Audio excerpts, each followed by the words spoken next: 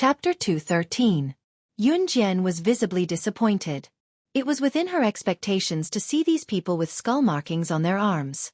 They were from the Kosha mercenaries, the same group that drove the off-road vehicle last night. Yunjian glanced at them and did not recognize them. This was normal. Yunjian was the boss of the Kosha mercenaries. Other than snake, lizard, tiger, leopard, and some high-ranking members of the Kosha mercenaries, she did not know any of the other members in her past life. Just like Xueqi. He was the mafia boss of Longmen City and his status in Longmen City was unquestionable.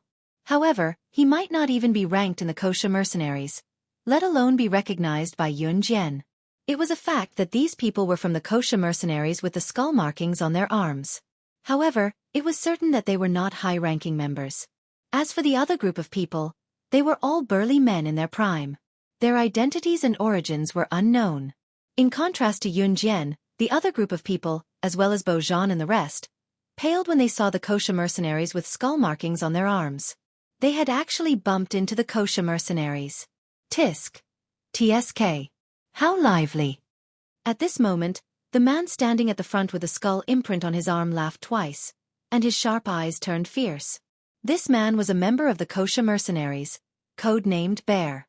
Might. Every member of the Kosha mercenaries had their own code names and did not reveal their real names. Bear. Might was not a high-ranking member of the Kosha mercenaries, nor was he on the top of the list. However, he could still be ranked in the top 99 of the Kosha mercenaries. This was enough for him to be arrogant in the underworld. Every member of the Kosha mercenaries would be ranked according to their ability. Usually, the top 20 would be occupied by the high-ranking members while the top 50 would be the super elites of the Kosha mercenaries. Those who could be ranked in the top 100 of the Kosha mercenaries could already be arrogant in the underworld. Even someone like Xueqi could only be ranked in the tens of thousands of the Kosha mercenaries. One could only imagine Bear Might's status. As long as he did not encounter any terrifying characters, it was enough for him to show off. Where are you guys from? Bear Might swept his gaze across the crowd, his murderous aura making everyone lower their heads as they trembled in fear. We. Even Bojan and Xueqi had to soften their stance under Bear Might's oppression. But at this moment, Yi Yunting's desperate voice sounded again. They're from the Kosha mercenaries. I think they're no big deal. They're all humans with a pair of eyes, a nose, and a mouth. Yi Yunting had been suppressing her anger and had nowhere to vent it. Seeing how everyone was so fearful of this Gu Sha mercenaries man, she had forgotten all about Sun Jianxiong, Xueqi, and the rest's warning to her. In order to stand out and be the center of attention, Yi Yunting spoke up. Yunjian narrowed her eyes and stood at the side in silence. Bear Might's cheerful expression darkened instantly after he heard Yi Yunting's belittling. Although he was arrogant, he could not bear to see others bad-mouthing the Kosha mercenaries. He immediately took out a Browning pistol from his pocket and pointed it at Yi Yunting, roaring, F***CKU, how dare you insult the dignity of the Kosha mercenaries? Bojan and the rest gasped at the sight of Bear Might taking out his pistol in a fit of rage. Everyone was cursing Yi Yunting for being blind and regretting agreeing to let such a foolish woman like Yi Yunting join them. Yi Yunting was so frightened that she knelt on the ground. When she saw the shiny pistol in Bear Might's hand, she was so scared that she was on the verge of collapsing. She finally understood that the few words she had casually said had brought disaster upon herself. Ah, gun. Gun. Yi Yunting's expression changed and she stepped back. How dare you insult the Kosha mercenaries? I'll send you all to hell with this bitch. Bear Might reloaded the gun domineeringly and glared at Yunjian, Bojan, Xueqi, Ling Tianhao, and the rest. If Yi Yunting said something wrong, it would implicate everyone else. This was the reason why everyone was afraid of offending the Kosha mercenaries. Chapter 214. Just when everyone was frightened by the scene in front of them and thought that they were all going to die because of that B***tch Yi Yunting, a gentle voice came from behind them. A light female voice was heard. It's up to you whether you want to kill Yi Yunting or not, but don't even think about touching the others. Yunjian looked at Bear Might and stared straight at him. She was not intimidated by his aura at all. Bojan and the rest were indeed no match for Bear Might. Bear Might was also an assassin, although he was not ranked on the international assassin chart. However, in front of Bojan and the rest, to be honest, killing them was like squashing a bunch of ants. This was the strength of the Kosha mercenaries. A member of the Kosha mercenaries could fight against 100 people at once.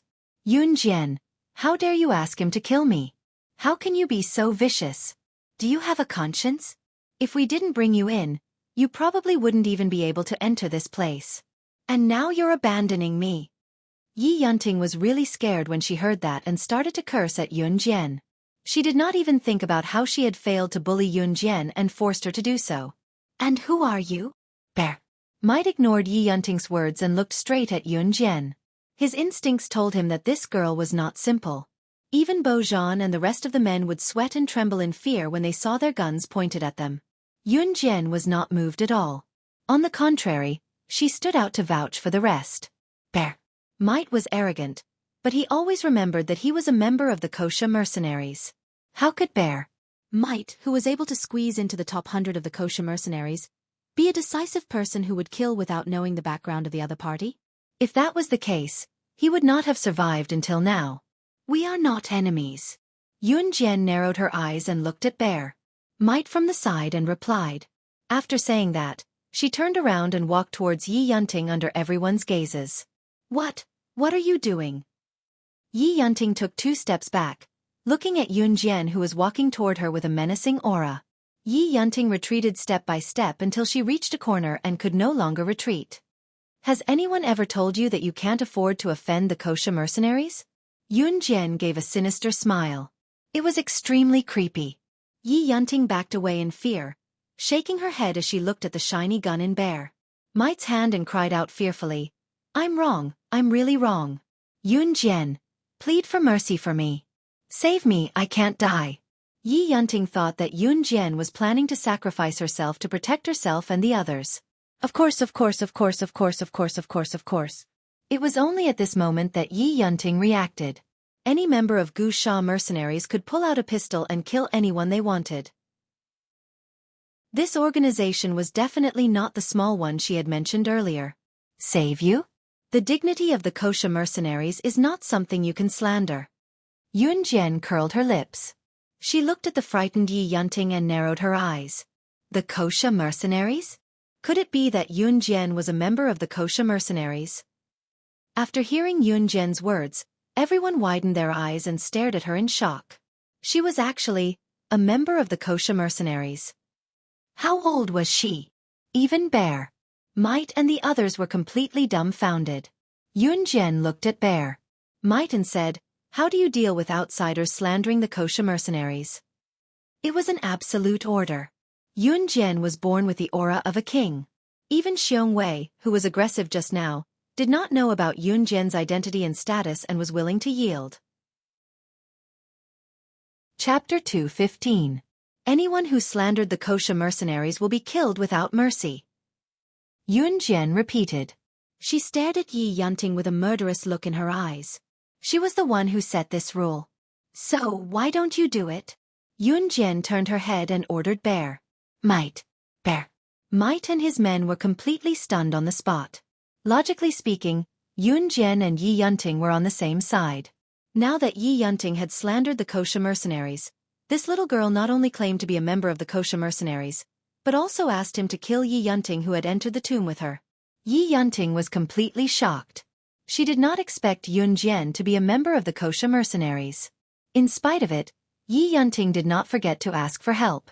Seeing that Yunjian's pleas were futile, she scrambled to Ling Tianhao and tugged at his pants, wailing, Tianhao, save me, save me. They have guns, they're going to kill me. I don't have a brother anymore. You said you would protect me. Yi Yunting's brother had died to save Ling Tianhao. Before he died, he asked Ling Tianhao to take care of his sister. Yi Yunting had been holding Ling Tianhao's weakness against him. At this moment, Ling Tianhao did not even look at her.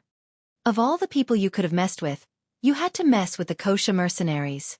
The Kosha mercenaries is the #1 assassin organization in the world. Do you still want to live after provoking it? Sun Jianxiong roared at Yi Yunting in disappointment. He really did not like Yi Yunting.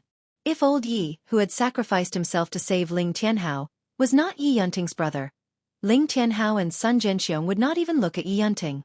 The #1 assassin organization. The Kosha Mercenaries was actually an assassin organization. Hearing the words, assassin organization, Yi Yunting's entire body was paralyzed. Who could tell her that these assassins and organizations that she had only seen in movies actually existed? More importantly, she had actually provoked this power. On the other side, Bear Might heard Yunjian's words, but he didn't move. He looked at Yunjian and no longer looked at her with hostility. Instead, he asked in a probing tone, "May I know your code name in the organization?" In the Kosha Mercenaries, there had always been an unwritten rule. A person's code name represented that person. At the same time, the higher the ranking, the higher the position in the Kosha Mercenaries. The meaning behind Bear Might's question was obvious. If Yunjian's status was higher than his, then he would definitely be respectful to Yunjian. However, if Yunjian's position in the Kosha Mercenaries was lower than his, then Bear Might would not listen to Yunjian. Just as Bo Zhan and the rest were slowly accepting Yunjian's identity, the frivolous conversation between Yunjian and Bear Might was heard again. "You don't deserve to know." Yunjian looked at Xueqi and crossed her arms. Indeed, he didn't deserve to know. Yunjian was the boss of the Kosha Mercenaries. Even the super elites in the top 20 to 50 were not qualified to meet her. Moreover, Bear Might was just a small fry in the top 100. F***CK. This little girl is so arrogant? Bro, you probably weren't even born when we joined the Kosha Mercenaries. A man standing beside Bear Might could no longer hold it in and was about to punch Yunjian. However, he was stopped by Bear Might was quite observant. After all, being in the top 100 was already considered impressive. Yunjian admired Bear Might's ability to hold it in. She pursed her red lips and smiled at Bear Might and his group. Then, her gaze fell on Bear Might. "You're Lizard's subordinate, right?" Snake. Lizard's position in the Kosha Mercenaries was obvious. Yunjian actually called her Lizard. Could it be that this little girl's status was higher than Snake? Lizards? Then she was. Chapter 216. Yunjian saw Xueqi's expression change. She stopped smiling and looked at Xueqi. "You don't have to guess my identity. You just need to tell me whether you work for Lizard or not." Being exposed, Bear Might stopped hesitating and nodded respectfully. "That's right. I'm Lord Snake, Lizard's subordinate." Although Xueqi worked for Snake, Lizard, he was only one of Snake, Lizard's subordinates. He rarely interacted with Snake, Lizard. Naturally, he was not as important as the raccoon who gave Yunjian a sports car. "Okay." Yunjian narrowed her eyes and nodded. "I'm done. You can continue what you were doing," Yunjian told Bear Might as she stepped aside to reveal Yi Yunting, who was trembling in fear in the corner. She was reminding Xueqi not to forget to kill Yi Yunting, who dared to slander Kosha Mercenaries. "Okay." Xueqi and the others had already submitted to Yunjian. Xueqi pulled the trigger of the Browning and pointed the gun at Yi Yunting. "Ah!" Yi Yunting covered her eyes and kept saying, don't kill me, I'm wrong, no." "Wait." Ling Tianhao could not bear to see the sister of his comrade die in front of him. This was his promise to his comrade. Ling Tianhao was a smart man. After watching what happened, he knew that the decision of whether Yi Yunting could live or not was in the hands of Yunjian, who they had underestimated from the beginning. Ling Tianhao looked at Yunjian and begged, "Sister Yunjian, can you let her go for my sake?" Ling Tianhao was told by Yi Yunting's brother to take care of her. He did not want to break his promise. Otherwise, even if Yi Yunting died in front of him 1,000 times, he would not even blink. "Oh!" Yunjian narrowed her eyes and raised her eyebrows at Ling Tianhao. After knowing the relationship between Ling Tianhao and Yi Yunting, it was not surprising that Ling Tianhao would beg him to spare Yi Yunting. Xueqi's hand that was about to pull the trigger paused when Yunjian responded to Ling Tianhao. "Why should I let her go for your sake? Who are you to me?" Yunjian's next words made Ling Tianhao and the others' eyelids twitch. The Kosha Mercenaries had never let anyone go for the sake of a certain someone. But that's fine. "It's troublesome to dispose of the corpse after killing someone here," Yunjian muttered to herself. Then she looked at Bear Might and said to him, Do as you see fit. Let her live. However, for someone who slandered the kosher mercenaries, she can be spared from death, but she must be punished. Yun Jian's command actually made Xueqi want to obey absolutely. He nodded and answered, "Yes." Let's continue. Yun Jian narrowed her eyes again and smiled like an ordinary girl, bright and youthful. However, when the others thought of how she did not care about Yi Yunting's life, they felt their hair stand on end. How did Bear might deal with Yi Yunting? He dislocated Yi Yunting's arms and legs on the spot. Yi Yunting cried out in pain and then fainted, but no one cared about her. At least she kept her life. That was already very lucky. There's no road ahead. We've been searching here for a long time. After Bear might finished dealing with Yi Yunting, he walked over to Yun Jian and said respectfully. He thought he could guess Yun Jian's identity. Apart from that person, who else could have such a kingly aura? Chapter 217.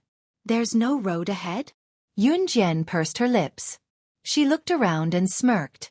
She had already realized that they were surrounded by mud walls and there was no way out. It was a dead end. Even the exit above has been sealed. Bear might explained once again. As he spoke, Bear might explained in more detail. Only when someone from the outside comes in will the exit be opened. However, it will quickly merge back together. Otherwise, we will be trapped here until we die. If Yi Yunting had not fainted at this time, she would have been scared to the point of screaming after hearing this. But she probably did not even have the strength to stand up now. Since there's no way out, we'll blow one up. Yun Jian smirked. She turned her head and looked at Bear Might's bulging backpack. Is there a bomb? Bo Zhan and the rest were dumbfounded when Yun Jian asked Bear Might such a strange question. They were here to rob a tomb. Who would bring a bomb to rob a tomb? But they did not know the members of the kosher mercenaries.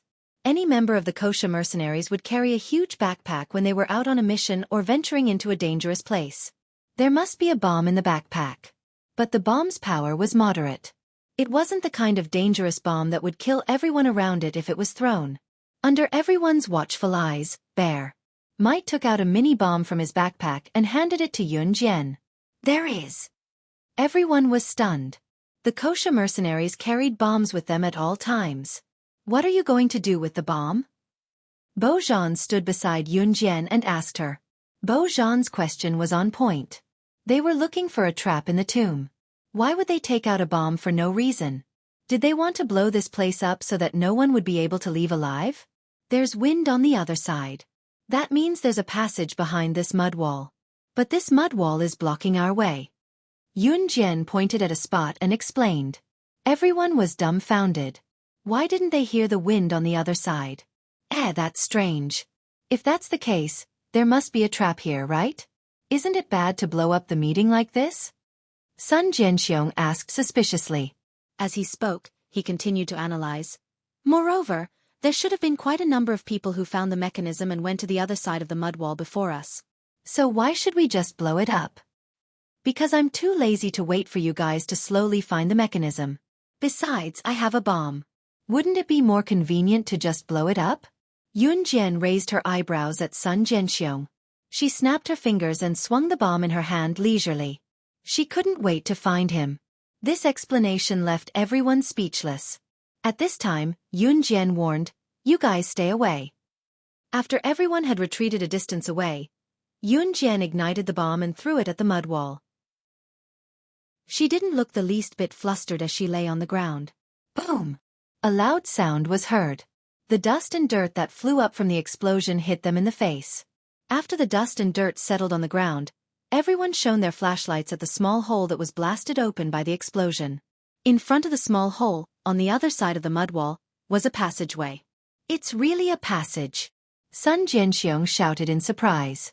At the same time, he turned his head and saw that the girl seemed to have everything under control. He couldn't help but gulp. Chapter 218. Let's go! Yun Jian stood up and patted her dusty clothes. She took the lead and walked towards the small hole that was blown up. When the others saw this, they all followed suit.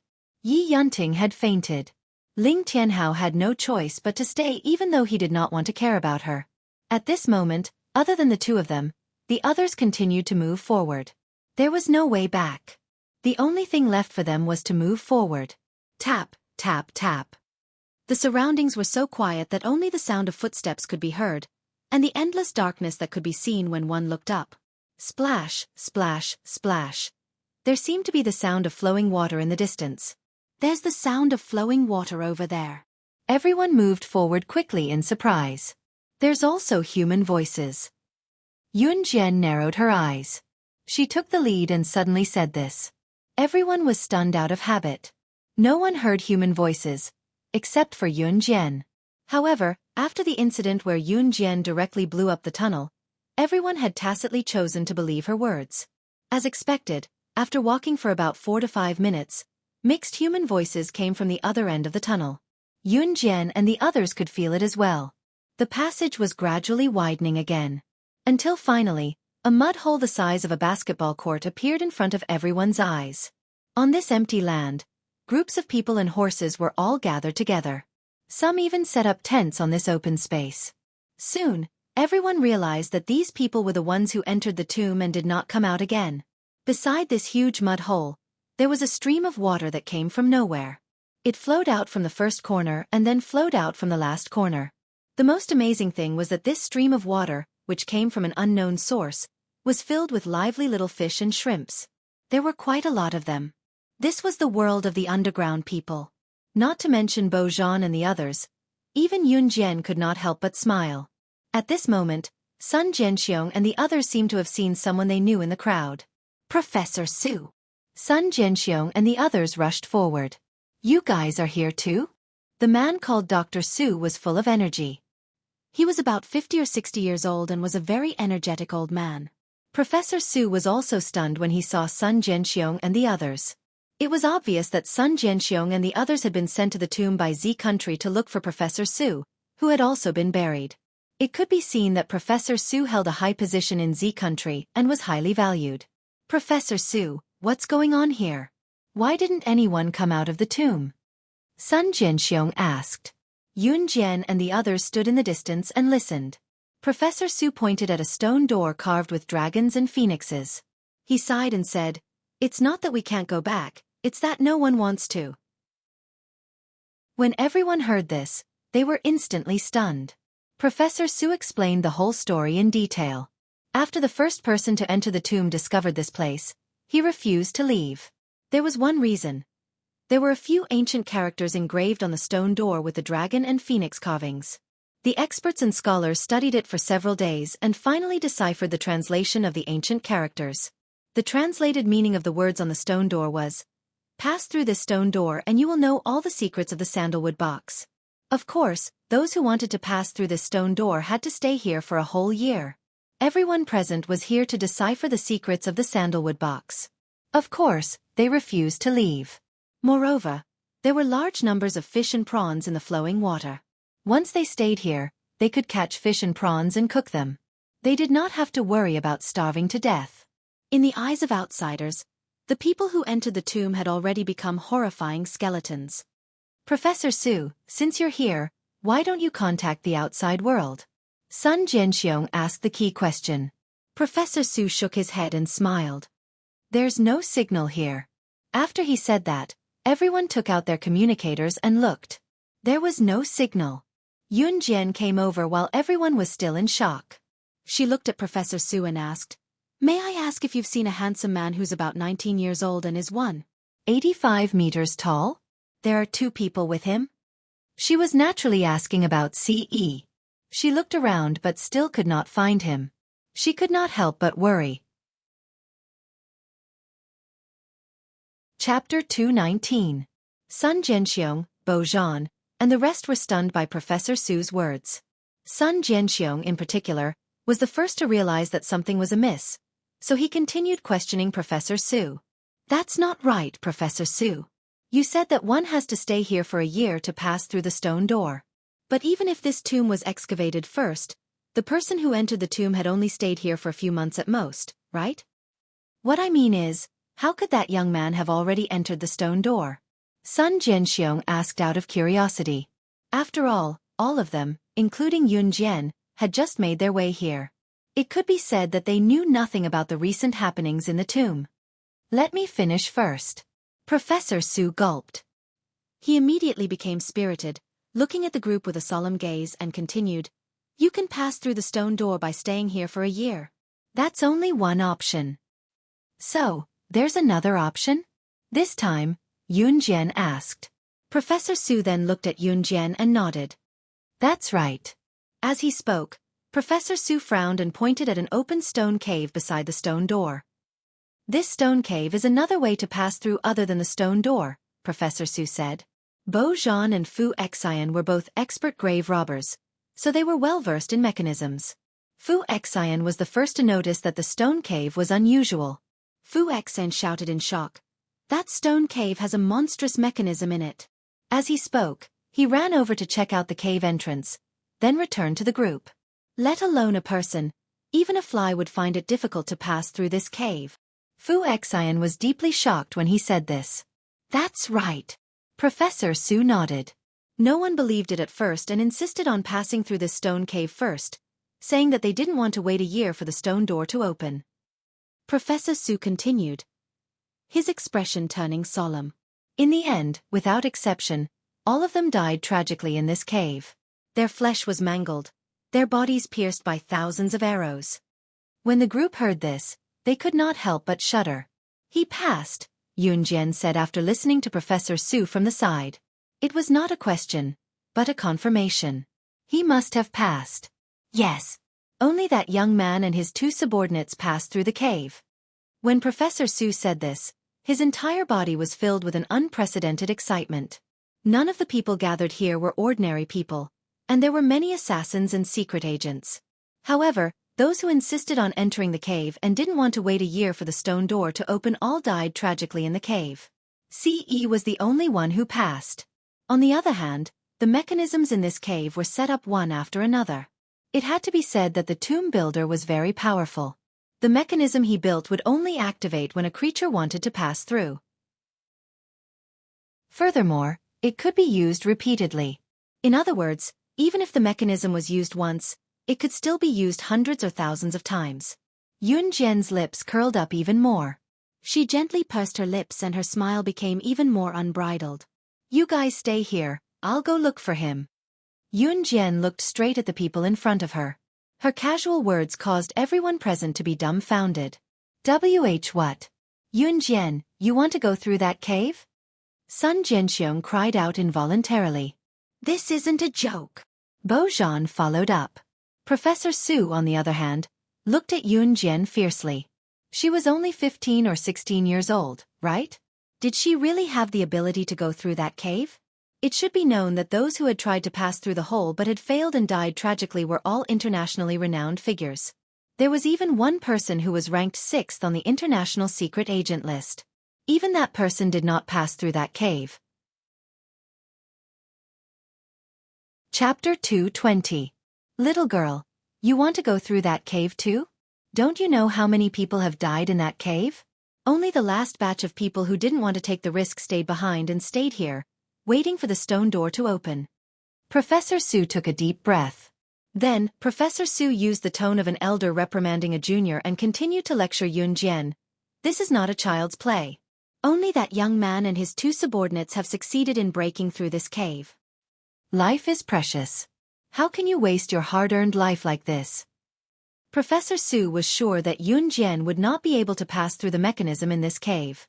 If she forced her way through, she would end up with 1,000 arrows piercing through her heart. After all, Yunjian was so young that he could not convince himself even if he wanted to. What's more, he was a scientific researcher.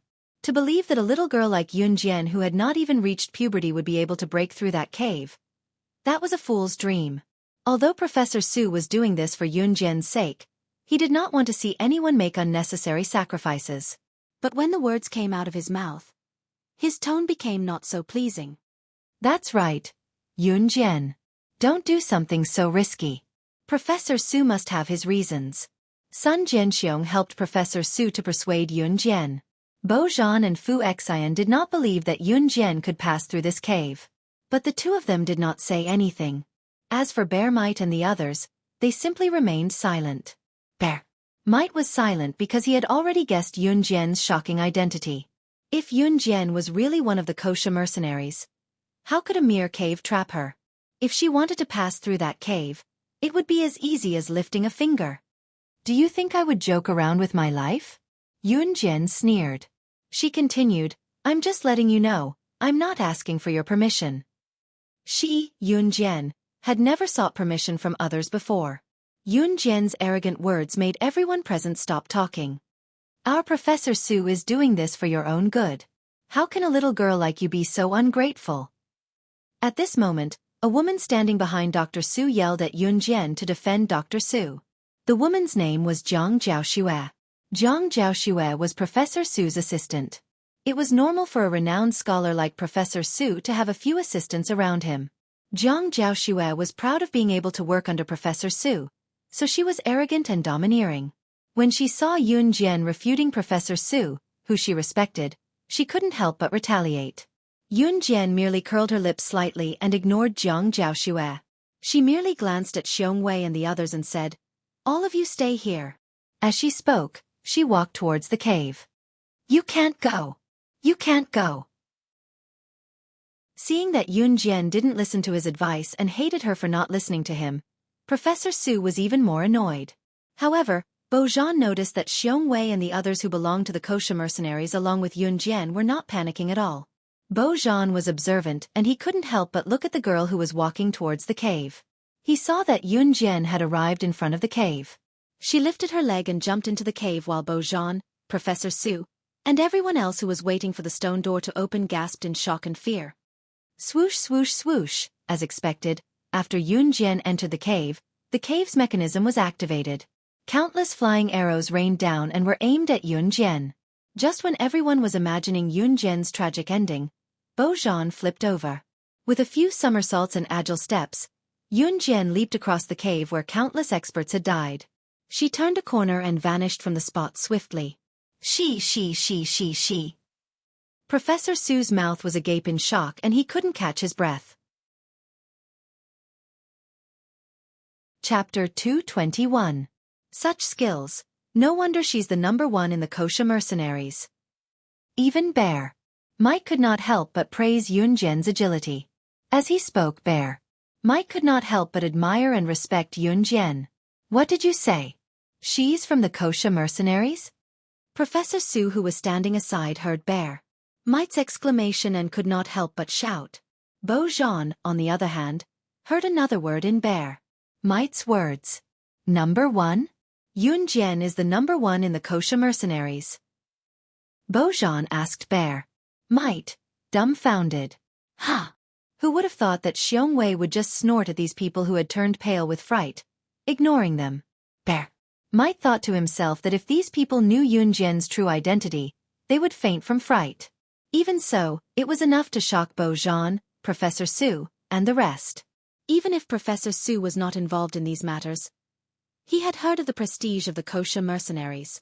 There were only a few people who could be called the #1 in the kosher mercenaries, and each of them definitely had a place in the international rankings. It was no wonder that Yun Jian would act the way she did earlier. She was arrogant because she had the right to be arrogant. Zhang Jiaoxue, on the other hand, clenched her fists so tightly that her nails dug into her palms. From Professor Su and the rest's shock, she could tell that the little girl who spoke rudely just now was actually a big shot. No, she could not accept it. But in the end, Zhang Jiaoxue could only swallow her anger. On the other hand, Yun Jian passed the first checkpoint of the cave effortlessly and switched on the only lighter she had to light up the path ahead before she continued to move forward alone. Compared to when she was just reborn, her skills and agility had improved by leaps and bounds. Of course, this was also due to the results of her recent training in the military training camp. Tap, tap, tap. Stepping on the water that flowed out of nowhere, Yun Jian kept moving forward. But the strange thing was that after she passed through the small mechanism at the entrance of the cave, nothing dangerous happened. Even so, Yun Jian did not forget to maintain her initial vigilance. No one could predict what would appear in the next second or what they would encounter in this pitch-black tunnel. Yun Jian walked for about 15 minutes when she heard the sound of rushing water. She quickened her pace. After turning a corner, a bright light flashed in front of her eyes. Bright light? Yun Jian frowned suspiciously. When she saw the scenery in front of her again, she had reached the end of the cave tunnel. The end of the cave was actually a world of its own. And if she guessed correctly, she had already left the tomb. Because when they walked out from the end of the tunnel, the scorching sun was right above their heads. The exit? Out? Could it be that the so-called secret of the sandalwood? And the people waiting bitterly for the stone door to open were just waiting for a secret that did not exist? Just as Yunjian was thinking this, a tall and handsome figure suddenly rushed past her. Just as Yunjian was about to retaliate, a familiar scent wafted into her nose. The next second, she was pulled into the other party's embrace. "Why are you here?" Ce frowned and pulled Yunjian under his protection. Yunjian felt a wave of dizziness, but she did not push Ce away. She did not feel that there was anything wrong with this. Instead, she leaned her head against Ce's chest. "You lost contact, so I came to look for you," she whispered. "Did Xueqi tell you privately?" Ce's clear voice came from above Yunjian.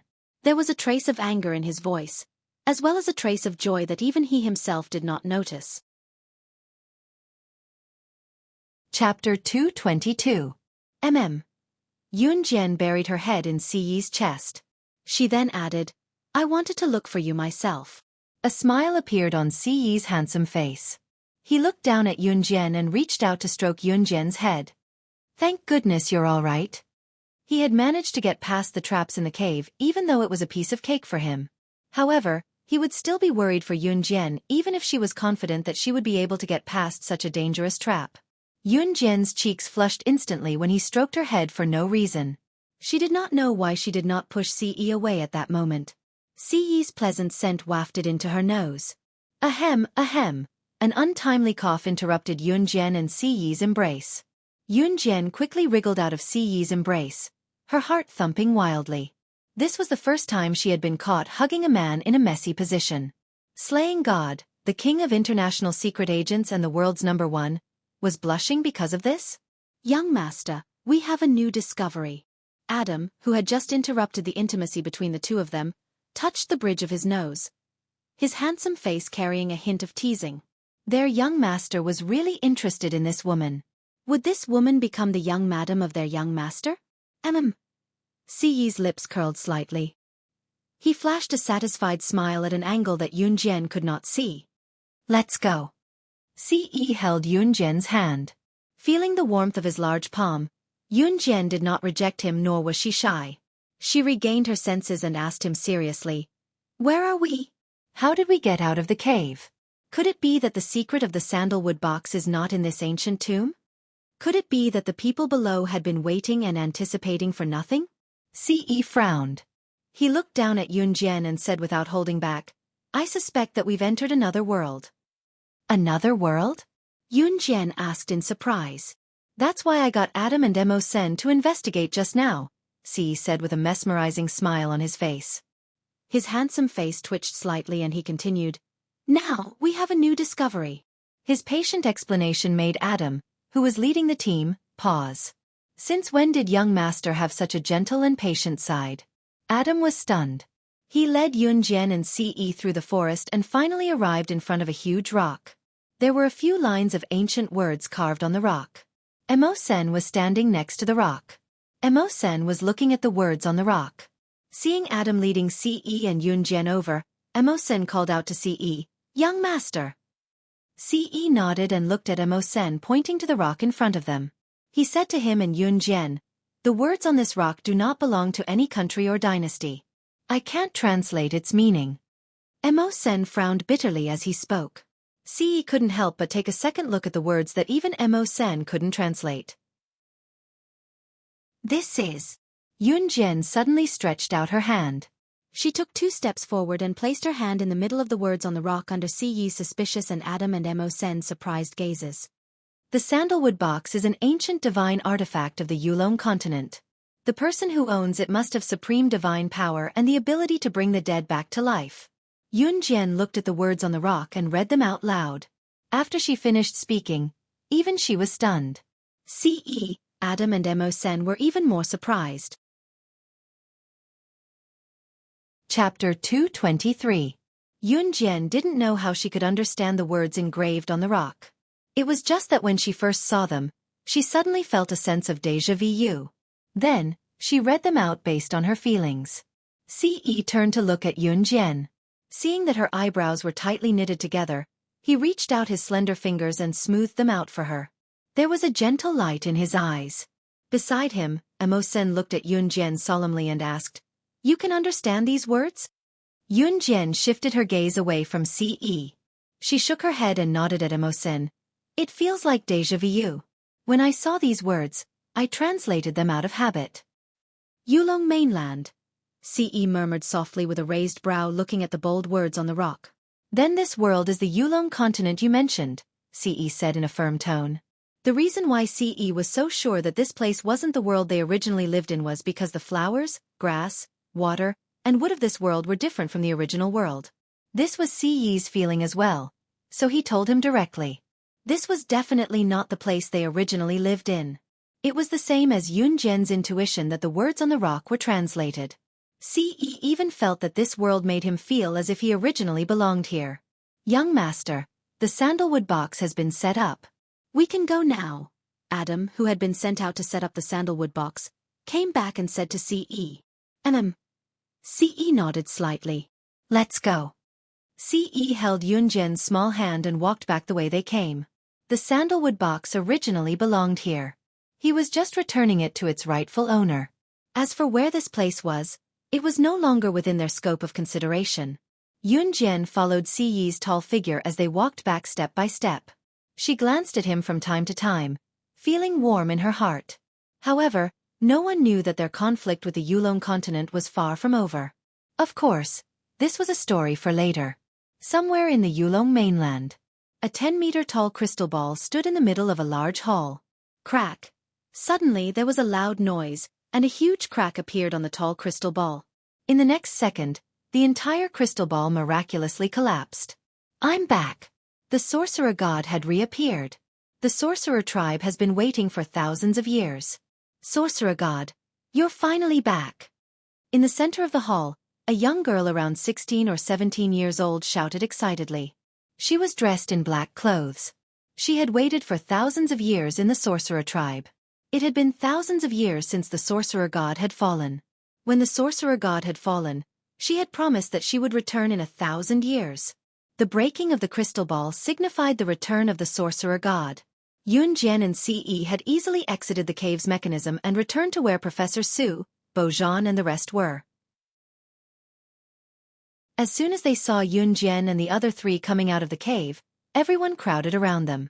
Everyone wanted to know what secrets were hidden behind the stone door. "Miss Yun, did you find anything inside?" Professor Su was the first to rush up and ask. Even the way he addressed her had changed from a little girl to Miss Yun. "You guys can go take a look for yourselves." Yunjian's lips curved into a half-smile. Her answer elicited more dissatisfaction from the group. Everyone knew that they did not have the ability to break through the cave, so they came to ask her. Jiang Zhaoxue had been tolerating Yunjian for a long time. Seeing this, she could not help but be the first to shout. "It's because we can't pass through the cave that we're asking you. How can you be like this? So what if you tell us what you saw inside? It won't hurt you at all, right?" "Little girl, you're quite capable, but it's not right to be so arrogant." Jiang Zhaoxue dared to speak to Yunjian this way because she had caught a glimpse of Ce not far away. Yunjian was not the only one who had entered the cave. Why was she so arrogant? Therefore, Jiang Zhaoxue was certain that a handsome person like Ce would definitely tell her what had happened inside. She turned around and asked Ce, "Hey handsome, I saw that you've been in the cave too. Can you tell us what happened inside?" Chapter 224. Jiang Zhaoxue was very pretty. Although she wasn't as pretty as Yunjian, she had a pair of long fair legs that men loved. She was almost 1.7 meters tall and stood out from the crowd. Coupled with her good looks, she was the campus belle of the school even when she was still in school. In addition, Jiang Zhaoxue had excellent grades since she was a student, so she became Professor Su's assistant at a young age. This was something that Jiang Zhaoxue was proud of. One had to admit that Jiang Zhaoxue was a woman that men would fall in love with. Not only did she have a good figure and good looks, but she also had excellent grades.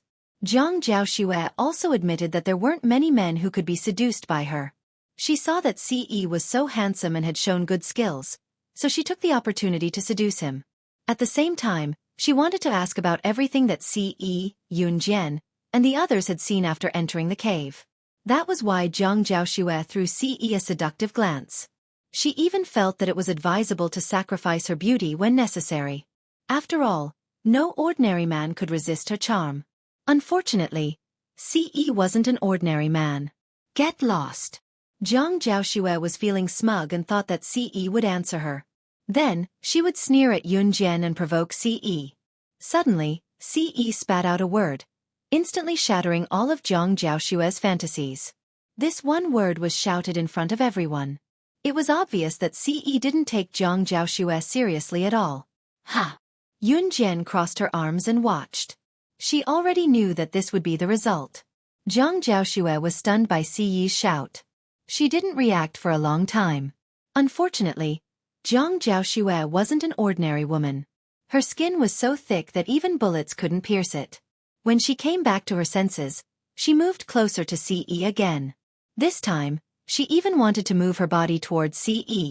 Handsome, don't be so fierce. We're all on the same side. If you're so fierce, I'll be scared. As she spoke, Zhang Jiaoxue wanted to take a big step forward and press her whole body against Ce. She felt that Ce had just shouted at her in front of so many people, making her lose face. She didn't believe that there was a man who couldn't be subdued by a woman. Despite Zhang Jiaoxue's appearance, she was a famous social butterfly in the upper class. What kind of man would not be obedient in her hands? In spite of it, before Zhang Jiaoxue could take 2 steps closer to Ce, she was shocked by Adam who stood beside him. Zhang Jiaoxue wasn't the only one who was shocked. Everyone present was shocked as well. Adam took out a desert eagle from his waist and pointed it at Zhang Jiaoxue, who was about to step forward. He threatened, "If you dare to take another step closer to our young master, I'll blow your head off." Then, Adam fired a shot at Zhang Jiaoxue's position. The gun whizzed towards Zhang Jiaoxue. Amidst Zhang Jiaoshua's threatening screams, the gun flew past her side and finally hit the mud wall. He really did shoot. Zhang Jiaoshua was so scared that her face turned pale. If even Si Yi's subordinates dared to do this, she was sure that if she were to do something again in the next second, the bullet would go through her head instead. Thinking of this, she couldn't help but tremble. Si Yi held Yunjian's hand again under everyone's gaze. He didn't say a word and walked out without looking back. Chapter 225. Seeing that Yunjian, Ce and the rest had left the stone door, some of the people who had been waiting for a long time felt that it was impossible. There might really be no treasure behind the stone door. If there was really a treasure or the secret of the sandalwood box, then how could Yunjian and Ce come out of the stone cave so quickly? Hence, a portion of the people left with Yunjian and Ce. As the saying goes, 1 spreads to 10, and 10 spreads to 100. In the end, there were only a few people left waiting for the stone door to open. In fact, they could be counted with one hand. If they knew that there was another world behind the stone door and that the sandalwood box was there, they would have raced their brains to get in. It was a pity that they did not know about these things. Moreover, when Yunjian and the rest walked out, it was as if there was really nothing behind the stone door. Hence, the group felt that it was futile to wait any longer, so they left one by one. When they reached the stairs, it was the first trap they encountered when they went down the dry well. Since the mechanical puppet would automatically shut down once it walked in, and the activation mechanism was outside, the group of people were at a loss as to what to do. How are we going to get out? A young man who had lived here for a long time asked. Yunjian, did you see any traps? Bojan saw the situation and moved to stand beside Yunjian. No, Yunjian replied faintly. Then she added, but I have a way to get out. Once they heard that Yunjian had a way out, the group gathered around her. Yunjian was now different in their hearts. She was someone who had the ability to break through the stone cave full of arrows. Even though Yunjian looked very young, what she had done earlier was enough to convince everyone. What is it? Bojan asked immediately, his eyes filled with anticipation. From the beginning, Yunjian's performance was different from the rest.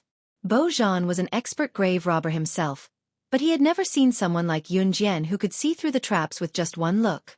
Hence, he placed his hopes on Yun Jian. It's simple.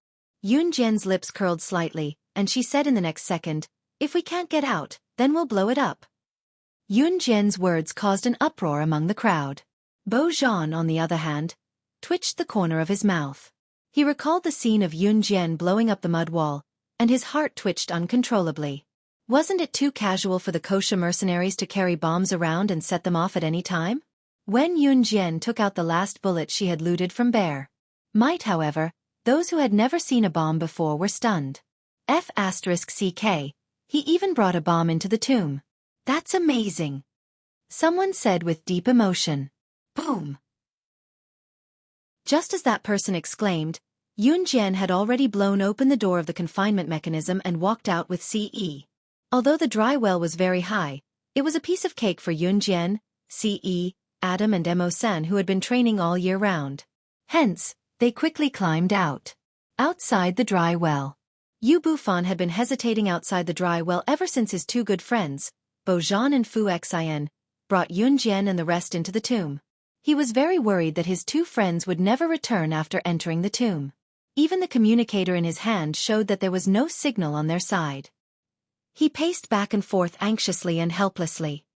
Bufan, don't you know the truth of that rumor? These people are going into the tomb one by one. Aren't they just sending themselves to their deaths? How long has it been? Look at the people who went into the tomb. Are there still people coming out? Even if there are still people alive, they must have starved to the point that only a pile of bones is left. Someone stood in front of Yu Bufan and advised him. This person suddenly saw Yu Bufan looking at the dry well in shock. He followed Yu Bufan's gaze suspiciously and saw Yun Jian and Ce jumping out of the dry well one after another. Chapter 226.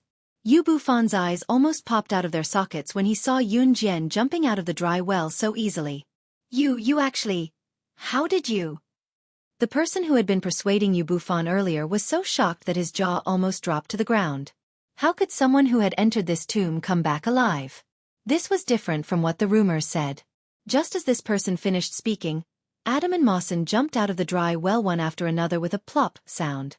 Both of them were skilled as they stood behind Ce without making a sound after exiting the well. You guys actually came out alive? This is a tomb, huh? The person who had been persuading Yu Bufan earlier pointed at Yun Jian and the rest with a trembling finger. One had to know that the first person to excavate this tomb had already been down for half a year, and there were many people who had continued to enter the tomb. But this tomb was like a black hole that no one could return from. No one who had gone down had ever come back up. In the end, all the rumors that this tomb was haunted or evil had spread. This made those who wanted to enter the tomb shrink back. Who didn't cherish their own lives? But what did he see today? Someone had climbed out of the dry well alive? This was simply a world-class miracle. Why? We can't live? Yun Jian raised her eyebrows and smiled at the person, looking relaxed and refreshed. When she knew that Ce had met with an accident, she was really shocked. But now that Ce was fine, her heart was at ease. Yun Jian, have you seen Bo Zhan and Xueqi? Yu Bufan walked towards Yun Jian with a frown. He was naturally worried about his two good friends. Now that he saw Yun Jian and the rest come out, he couldn't help but ask her with a sigh of relief. Aren't they climbing? Yun Jian turned sideways to let Yu Bufan have a clear view of the dry well. They saw a pair of hands suddenly climbing and grabbing onto the rim of the dry well, then kicking hard. Everyone saw a person suddenly appear in front of them. At this moment, he was struggling to climb out of the well. Once Bo Zhan climbed out of the well, he waved his hand to wipe off his cold sweat. He turned to look at Yun Jian and sighed. Why is this well so high? I can see how easy it was for all of you to get out. If I knew that climbing would be so tiring, I should have asked you to ask Bufan to throw a rope down to save us. When Yu Bufan and the other man heard this, they noticed a word. When Bo Zhan said, "We," did that mean that there were quite a number of people still alive? Both of them turned pale with fright. In the end, with Bo Zhan's help, they found a group of people to rescue everyone from the dry well. In the end, when Bo Zhan and the rest were brought up, Bo Zhan merely described Yun Jian's capabilities. In the end, when Bo Zhan went to look for Yun Jian to explain to everyone, Yun Jian and Ce were long gone. At the same time Bear Mite's group was also present. Yun Jian had already robbed Bear Mite in his men's off-road vehicle and was rushing back to Country Z's airport with Ce and the rest. Bear Mite and his men who were robbed were on the brink of tears, but once they thought of Yun Jian's identity, they could only accept the fact that they were robbed by her. At the airport, Adam and Mo Sen were sent to work by Ce. Ce, on the other hand, boarded the plane back to Country Z's Longmen City with Yun Jian. What they did not know was that what happened in the catacomb in the coming days would make international headlines. Chapter 227. Since they had prepared an excuse beforehand, neither Qin Yiru nor the school found it odd when Yun Jian disappeared for the past few days. After Yun Jian had settled down, she received news from Zhang Jifan. The renovation of the shop was done. What was lacking now was a channel to import cars. Yun Jian had already contacted the channel to import cars. Once the shop was done, she sent a luring witch to contact the relevant personnel. Furthermore, Zhang Jifan was the one who contacted all the relevant personnel. Since it was a car dealership, the sales volume of cars was not high in 1998. By the standards of some families in this era, cars were considered a high consumable. Not only did the purchase of a car require a constant supply of fuel, the car itself was not cheap. In addition, there was the need to pay taxes and a series of related matters. Buying a car like this was not an easy task. Therefore, she was planning to sell it to the rich and powerful bosses at the moment. Yun Jian's new cruise had just been established and its reputation in Longmen City was not established yet. Some of the bosses had not even heard of new cruise's name, let alone come here to look at and buy cars. Under such circumstances, Yun Jian planned to hold a large-scale auto show in Longmen City. As the name suggested, an auto show was to showcase cars to the public while inviting reputable figures to watch the show to increase the company's reputation. Of course, there were monetary conditions to hold an auto show. Yun Jian did not have to worry about that. As for inviting reputable figures to watch the show, Yun Jian already had plans for that. As for the auto show, Yun Jian had moved it to a month later. Within this month, she had asked Zhang Jifan to arrange the car and get them to stay in it. At the same time, she had him prepare everything related to the auto show. As for other matters such as inviting reputable figures to the auto show, she would take care of them. Zhang Jifan was now obedient to Yun Jian in every way, so he nodded in agreement to Yun Jian's arrangements. When Yun Jian came home today, she realized that Qin Yiru was home early. Qin Yiru was smiling as she made dinner for Yun Jian and sat down with her.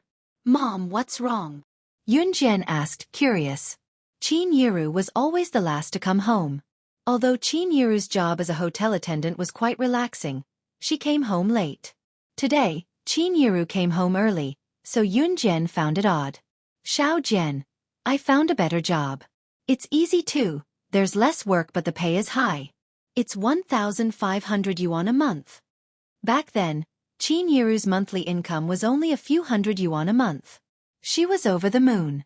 Seeing how happy Qin Yiru was, Yun Jian was happy as well. Yun Jian asked Qin Yiru, "Mom, what's the job?" I'm just a cleaner who cleans the floor but the pay is high. It's not tiring, I just have to clean the entire place in the morning, afternoon, and night." Qin Yiru answered cheerfully. She then continued, "The place I'm working at is the newly established new cruise in our city. It's a company that sells cars. The boss is doing really well with his business. I heard that he spent more than 10 million yuan to buy this shop." Chapter 228. When she heard from Qin Yiru that her mother was working at New Cruise, Yun Jian's eyelids twitched. Her mother's workplace had become her own company? Yun Jian was taken aback by this as well. It was a good thing though. At least Qin Yiru was working at her company. It would be convenient for her to give Qin Yiru subsidies in the future. It was legitimate. At the same time, Yun Jian was thinking if she should tell Zhang Jifan the next time she saw him to give the cleaning lady a raise. "Xiao Jian, are you listening to me?" Qin Yiru waved her hand a few times in front of Yun Jian when she saw that Yun Jian was distracted. "I'm listening, Mom," Yun Jian answered with a smile at Qin Yiru with squinted eyes. Qin Yiru nodded and continued with her thoughts. "Xiao Jian, I just think that we've been bothering your Auntie Dong for too long. I feel bad about it. I've saved some money these days and want to rent a place. Let's move out of here first. When I've saved enough money in the future, I'll come back and visit your Auntie Dong properly, Qin Yiru said. Yunjian understood Qin Yiru right away. Qin Yiru thought that they had been bothering her for too long. It was someone else's house after all, so it was not appropriate. Mom, I'm fine with it. I'll listen to you, Yunjian said. She really was fine with it. To her, moving to another place was just a change of sleeping place. Xiao Jian, you're not against it? Qin Yiru was surprised. After all, moving out of the villa meant that their living environment would be much worse than it was now. Qin Yiru was thinking that if Yunjian did not want to move to a worse environment, she would not move out first. After some time, when he had enough money on hand, he would rent a decent place to rent before moving out. I'll leave it to you, Yunjian said with a nod. Okay, then tomorrow morning when your Auntie Dong is here, let's talk to her about it, Qin Yiru said. Qin Yiru was really grateful to Dong Ruan. When she was at her lowest, it was her old friend who took her family in. However, now that she had money on hand, she felt that she had disturbed him for too long and should move out. That was all. After all, everyone had a family. Although they were childhood best friends, they were now married. Although Dong Ruan's husband had passed away, she felt that it was inappropriate for her to disturb them for too long. The next day, Dong Ruan rested at home. When Qin Yiru mentioned this to Dong Ruan refused at first. But later for some reason he was convinced. At the same time, Dong Ruan also took a few days off to find the most comfortable rental apartment for Qin Yiru. Qin Yiru wanted to look for it herself, but she could not resist her best friend's enthusiasm in the end. Soon, a rental apartment was found. Early in the morning, Qin Yiru brought Yunjian to move out with bags of various sizes. Yunjian did not have a lot of things. She only had a backpack and there were not many things in it. Xiao Jian, is everything ready? Qin Yiru asked Yunjian with bags of various sizes. Dong Ruan had also taken a day off to help Qin Yiru move things. She looked at Yunjian as well. Everything's ready, Yunjian answered with a nod. Let's go then, Qin Yiru said and pushed the bags out the door. Screech! There was the sound of a car braking and the door was opened. Ce had just returned from the door when he saw Yunjian and Qin Yiru walking out with bags of various sizes. He asked with a frown, "What are you guys doing?" "Yeah, ye's back. Auntie, I've been bothering you all these days. I'm moving out today. Come, Xiao Jian, say goodbye to our Qin Yiru told Ce. She had been addressing Ce in an affectionate tone like an elder these days and it was tacitly acknowledged. When Ce heard Qin Yiru's explanation, his brows furrowed and he was already in front of Yunjian, his tall frame looming over her. Chapter 229. Both Qin Yiru and Dong Ruan were flabbergasted by Ce's inexplicable action. Yunjian, who stood in front of Ce, felt her eyelids twitch. Her heart was beating uncontrollably with a thump-thump-thump sound. Yeah, Auntie and Xiao Jian have already found a place outside. We're planning to move in today. Qin Yiru's voice softened as she faced the fuming Ce. Even Qin Yiru herself did not realize it. Why did she not think that Ce's action was odd? To Qin Yiru, she was also someone who had never been involved in love. Qin Yiru had never liked Yunjian's biological father, Yun Gang. Back then, her family was not doing well and wanted her to marry Yun Gang, so she did. Qin Yiru had never experienced the joy of love, so she found Ce's inexplicable action strange as well. Dong Ruan, on the other hand, was different. She was stunned for a moment before she realized what was going on. Could her nephew have feelings for Yunjian? Interested? Dong Ruan knew that Ce was 19 years old and no woman had ever been able to get close to him. No woman dared to even take a few steps closer to him, let alone get close to him. Ever since Ce's mother, who was also her biological sister, passed away, Dong Ruan had been protective of Ce like a mother. It was because Ce was a child without a mother since he was young, so Dong Ruan had to take care of him. What Dong Ruan was most worried about was Ce's marriage in the future. Her nephew was proficient in everything, and his appearance was so handsome that it was indescribable. It was just that he had never been enlightened when it came to relationships. Therefore, Dong Ruan's heart skipped a beat when she saw the scene. Dong Wan had her own selfish motives, but it was undeniable that she liked Yun Jian quite a bit. Now that she saw Si Yi's action, Dong Wan helped Si Yi persuade Qin Yiru. Yiru, why are you insisting on moving out with your 2 children? Say, look, even my nephew can't bear for you guys to leave. As she spoke, Dong Wan held Qin Yiru's hand and patted it. Her voice was soft and weary as she said, Yiru, stay here. Look at me. I'm living alone in this empty villa. It's so lonely. My lover left early and I'm glad that you guys are here these few days. My son goes to school too. I used to face this lonely house after work and it was so disappointing. So Yiru, stay here. Dong Wan said it sincerely. After Dong Ruan's husband passed away in a car accident, she had been living alone with her son. Although they were well off, her son studied in a closed-off aristocratic school and rarely returned home. Now that she saw Qin Yiru's family moving in, she was genuinely happy. As for Si Yi, he did not stay for long at Dong Ruan's house. When Dong Ruan persuaded Qin Yiru to stay, Si Yi's grip on Yun Jian's hand tightened. She wanted to leave but he would not let go. Yun Jian pursed her lips. She wanted to say something but when the words reached her mouth, she could not say anything. Qin Yiru did not seem to notice Si Yi's grip on Yun Jian's hand. She was slow when it came to emotions. However, under Dong Ruan's repeated persuasion, Qin Yiru finally nodded with tears in her eyes. All right, we'll stay. Yun Jian's cheeks were already rosy. She struggled but could not break free. In the end, she could only give up. And Dong Ruan saw all of this. Chapter 230. The moment Si Yi heard Qin Yiru say that they would be staying, his handsome lips curled into a charming smile without anyone noticing. She was not leaving. Then, he would be able to see her for as long as he stayed here, excluding the few days when Yun Jian stayed in school. How nice. From then on, Si Yi would only go out to handle some necessary matters during the 5 days when Yun Jian stayed in school. On the weekends when Yun Jian came back from school, she would be able to see him every day. She was extremely surprised by this. Of course, this was all in the future. By the time Dong Wan helped Qin Yiru move everything back to every corner of the villa, it was already 4:30 p.m. Dong Wan glanced at Yun Jian and Si Yi before saying to Qin Yiru, Yiru, I don't have to go to work today. Since we're all here, I'll be the host tonight. Let's go to a restaurant together? Dong Wan was afraid that Qin Yiru would reject her. She could not help but recall the scene back then, so she said to Qin Yiru, Yiru, do you remember when we snuck out of school to eat wontons when we didn't want to go to class in high school? As she spoke, Dong Wan was really immersed in her memories. She smiled and said bitterly, that wonton shop is still open.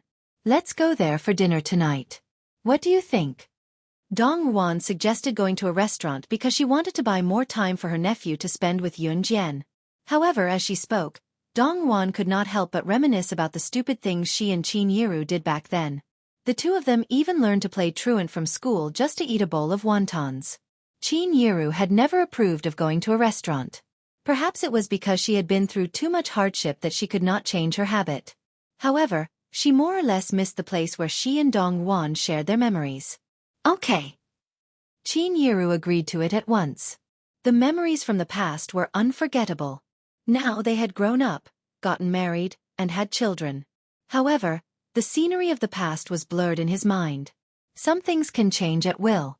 For example, Dong Ruan's husband's accident, or Qin Yiru's marriage to Yun Gang was so heartless. But the only thing that made people nostalgic was memories. All right, then let's go over now, Dong Wan said with a smile. In fact, there were only 4 people in this group. Dong Ruan's son was studying in an elite school, while Yun Jian's brother, Yun Yi, was studying in the school. After all, it was a key high school, and there was a lot of work to be done, so he rarely had time to rest. Dong Ruan's car was a black Audi sports car, which could only seat 2 people. Including Qin Yiru, Yun Jian, Si Yi, and Dong Wan herself, there were a total of 4 people. This meant that they had to drive 2 cars, and 2 people in 1 car. Yiru, sit in my car. Let's talk about the past. How much I miss those days, Dong Wan said as she pulled Qin Yiru's hand and walked to her Audi sports car. At the same time, she did not forget to reassure Qin Yiru and not to worry about Yun Jian. Yi has a driver's license.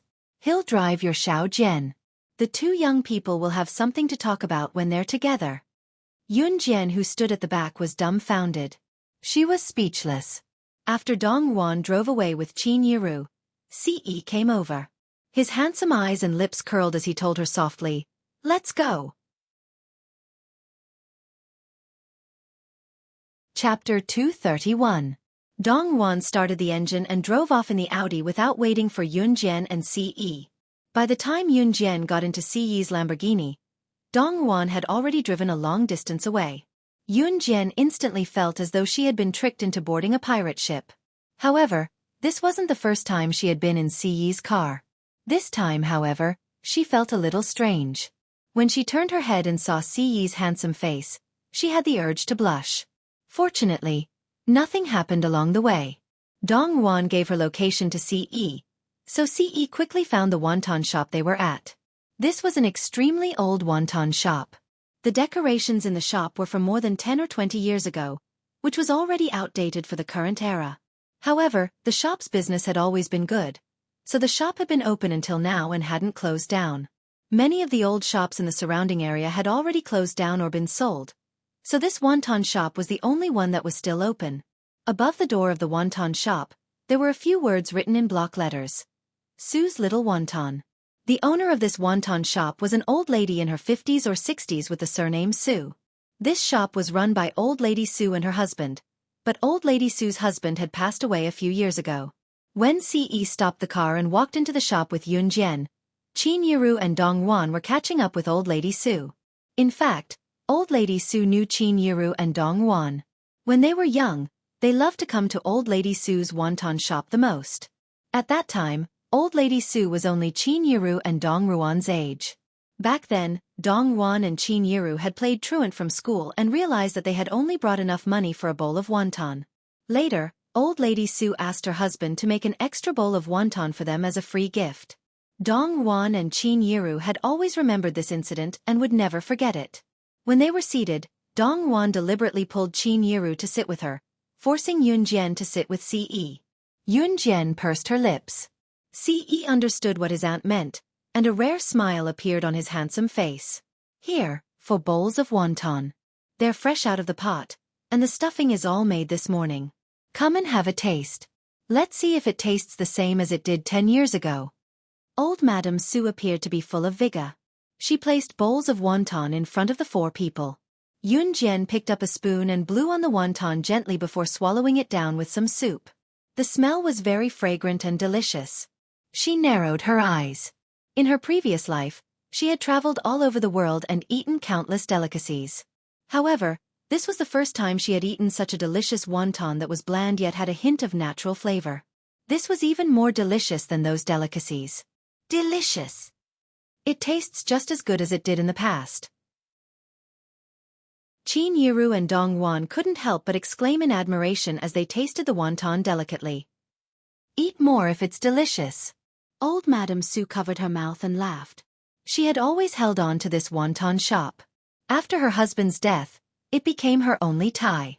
This place was the place where she and her husband reminisced. As old Madame Sue reminisced with Qin Yiru and Dong Yuan, she couldn't help but steal a few glances at Yun Jian and Ce. In the end, old Madame Sue sighed and said, "These two children are so handsome. I think they look like husband and wife. These two children have a bright future ahead of them." This empty praise made Yun Jian choke on her wonton. She coughed a few times. "Are you okay?" Ce threw away the spoon in his hand and gently patted Yun Jian's back.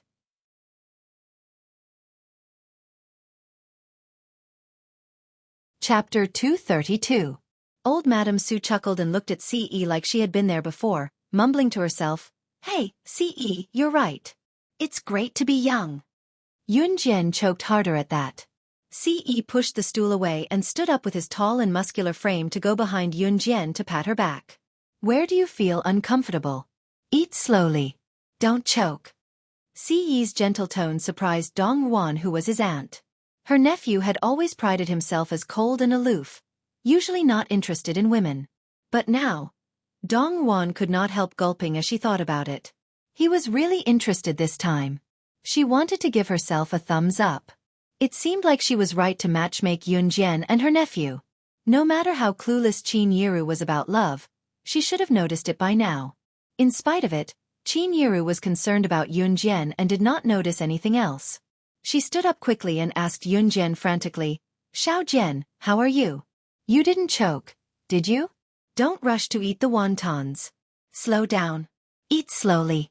As she spoke, Qin Yiru wanted to help Ce pat Yunjian's back. "Yiru's fine. It's normal for her to choke. Let my Ai do it. He's good at this. Let him pat her and she'll be done in no time." Dong Yuan pulled Qin Yiru and stood aside with a chuckle, covering her mouth. Qin Yiru, on the other hand, was completely relieved, thinking that Ce had learned some sort of massage. Yunjian recovered quickly, her cheeks flushed. Ce's hand had slid up and down her back just now. She could even feel his hand touching her skin and brushing past the strap of her bra. The part of her body that had never been touched before was tingling. Yunjian waved her hands quickly.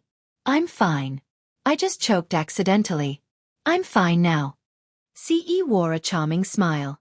Old Madame Su was full of praise when she saw it. She was probably talking about Yunjian and Ce together. Qin Yiru was amused by her words. In spite of it, Qin Yiru did not think otherwise. To her, Ce was excellent, be it his family background, character, or looks. Her Xiao Jian was excellent in her heart too, but her family background was not good enough for someone like Ce. Otherwise, Qin Yiru would be more than willing to treat Ce as her son-in-law. Yunjian was still young, but from Qin Yiru's point of view, 15 years old was the age to talk about marriage in a few years in the countryside. After they were done with the wontons, Dong Yuan dragged Qin Yiru to walk around the street they used to frequent when they were younger. Without a doubt, Dong Yuan had created an atmosphere for Ce to be alone with Yunjian again. No matter how dumb Yunjian was, she could tell what Dong Yuan meant. She blushed but did not reject Ce's goodwill. She could feel that she was getting along with him and she did not dislike it. However, she did not know how to feel more deeply about it. Yunjian and Ce walked along a bustling street. Both of them were walking side by side. On the other hand, Ce, who stood beside Yunjian, had his hands in his pockets with a smirk, looking happy. Both of them walked around aimlessly. The street was downtown, so there were many people coming and going. Suddenly, a lively figure flashed past Yunjian's eyes. She was stunned when she saw who it was. The other party was taken aback as well. "Wow! My Yunjian, what a coincidence to run into you here." The person was none other than Chu Ning. Chu Ning was a year older than Yunjian and was currently in her first year of high school. Chapter 233. What a coincidence, Yunjian said to Chu Ning with a squint. She did not dislike Chu Ning. In fact, she quite liked the girl's personality. Chu Ning had a lively personality and was usually carefree. Sometimes, she even gave people the impression that she was careless. However, when it came to serious matters, she would definitely reign in her unruly personality. After spending some time together, Chu Ning had changed from calling Yunjian's name directly to calling her Yunjian, or Yunjian intimately. However, it was undeniable that the addition of the word son did indeed make people feel that the relationship between the two of them was much more intimate. "Wow! Chu Ning, is this handsome guy your friend too?" While Yunjian and Chu Ning were greeting each other, a girl who came with Chu Ning led the group of people closer to them. The girl stared at Ce in a daze, looking like she was smitten. "No, he's from Yunjian's family." Chu Ning glared at the girl, seemingly unfriendly toward her. The girl was actually Chu Ning's buddy's girlfriend, Xueqi. Chu Ning was quite manly to begin with. Even though she was a girl and looked sweet and lovely on the outside, she was still rather manly. However, Chu Ning had played with a bunch of boys since she was young and addressed them as her buddies. This group of buddies didn't treat her as a girl either. They usually played together and were very happy. Chu Ning was also a carefree person. Even though she was a girl, she was the most skilled in martial arts among her group of buddies. That was why Chu Ning caught Gu Yunjian's attention and was selected to be a candidate for the Advanced Special Forces.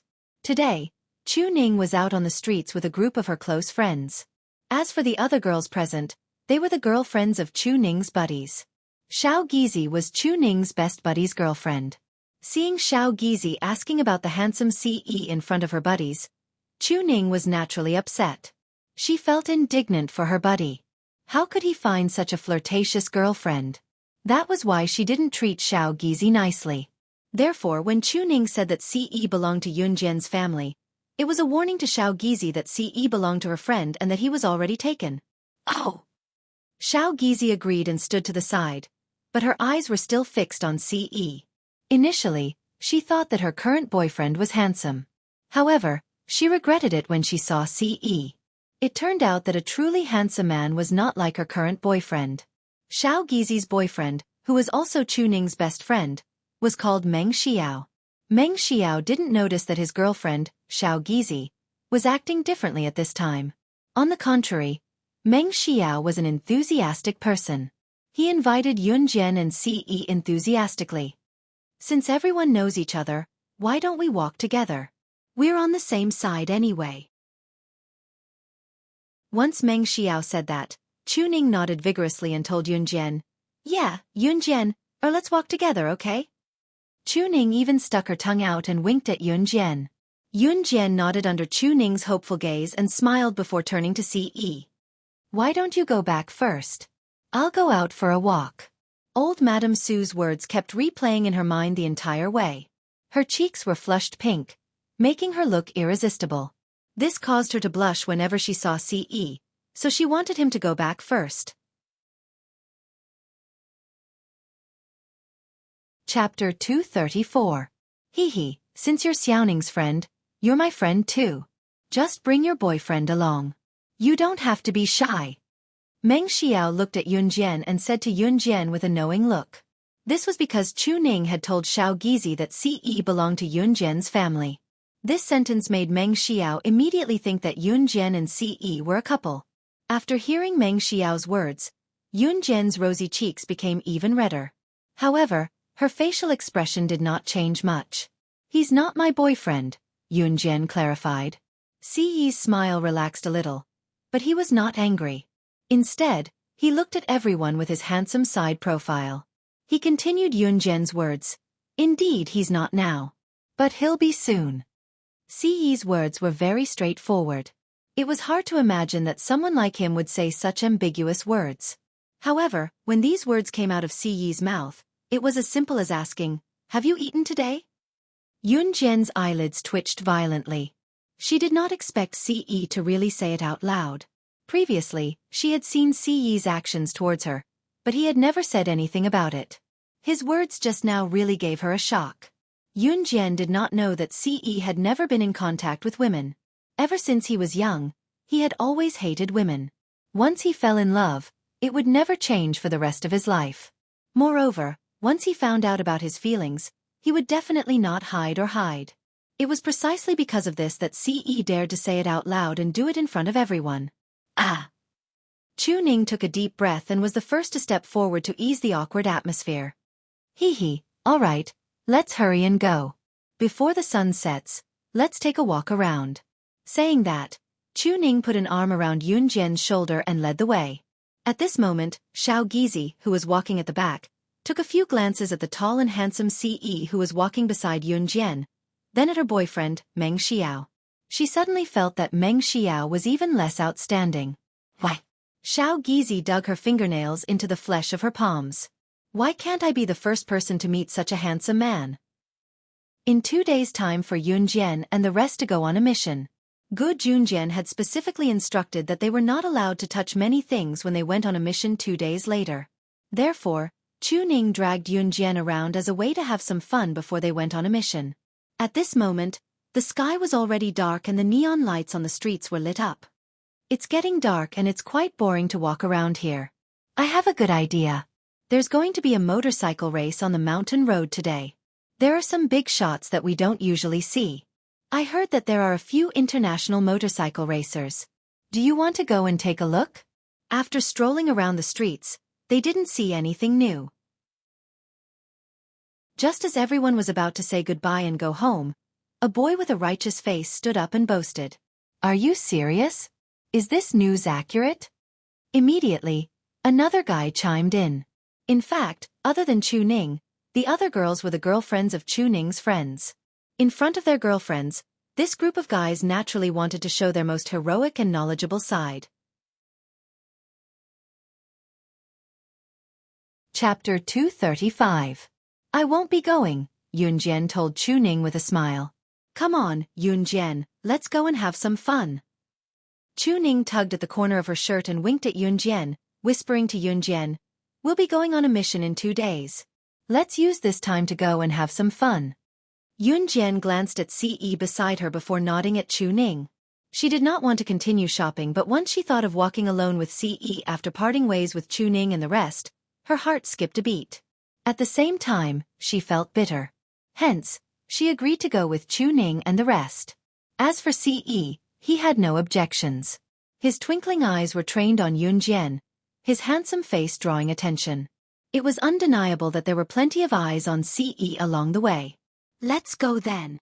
Chuning held Yunjian's hand like they were close friends and strutted ahead. Mountain Winding Road was situated on a mountain not far away. As the name suggested, the mountain was called Mountain Winding and the road was called Mountain Winding Road for short. At the same time, this road was built halfway up Pan Mountain.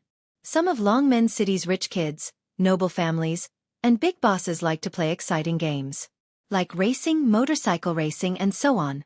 Usually, these exciting games were played on this road in Pan Shan. Hence, there was another name for the road, Life and Death Road. Yunjian and the rest walked there. The night breeze was chilly. Ce stood beside Yunjian to block the wind for her. It wasn't a long walk from the shopping area to the winding mountain road. By the time Yunjian and the rest arrived at Mountain Winding Road, some of the spectators were already cheering noisily. Look over there. The righteous guy who suggested for them to watch the motorcycle race shouted excitedly. His name was Situ Dun. Hearing Situ Dun's shout, everyone's gaze shifted to the scene. They saw a man in his mid-20s waving at the crowd with a helmet in his hand. He's the international motorcycle racer, Lin Wei. Lin Wei is the pride of Country Z. He's only 25 this year, but he's already the captain of an international motorcycle racing team.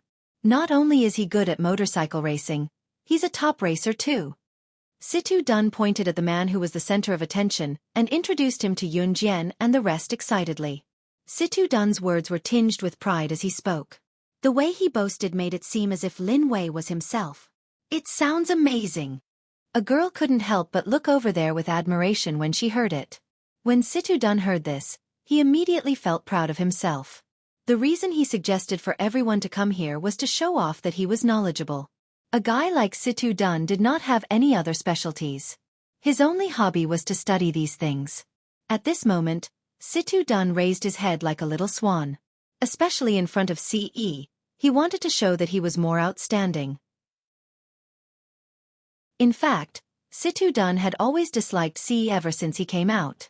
He was not like Meng Xiao, that fool, who would really welcome Ce. Ce was more outstanding than all of them combined. When he came, all the girls' attention was on him. Situ Dun could not wait to show his best side. He wanted to be better than Ce. Situ Dun did not notice that Yunjian was squinting her eyes at Lin Wei, who was the center of attention. She was wondering why Lin Wei looked so familiar. Wasn't Lin Wei ranked 4th on the assassin ranking? Lin Wei was also an assassin from the Hun organization.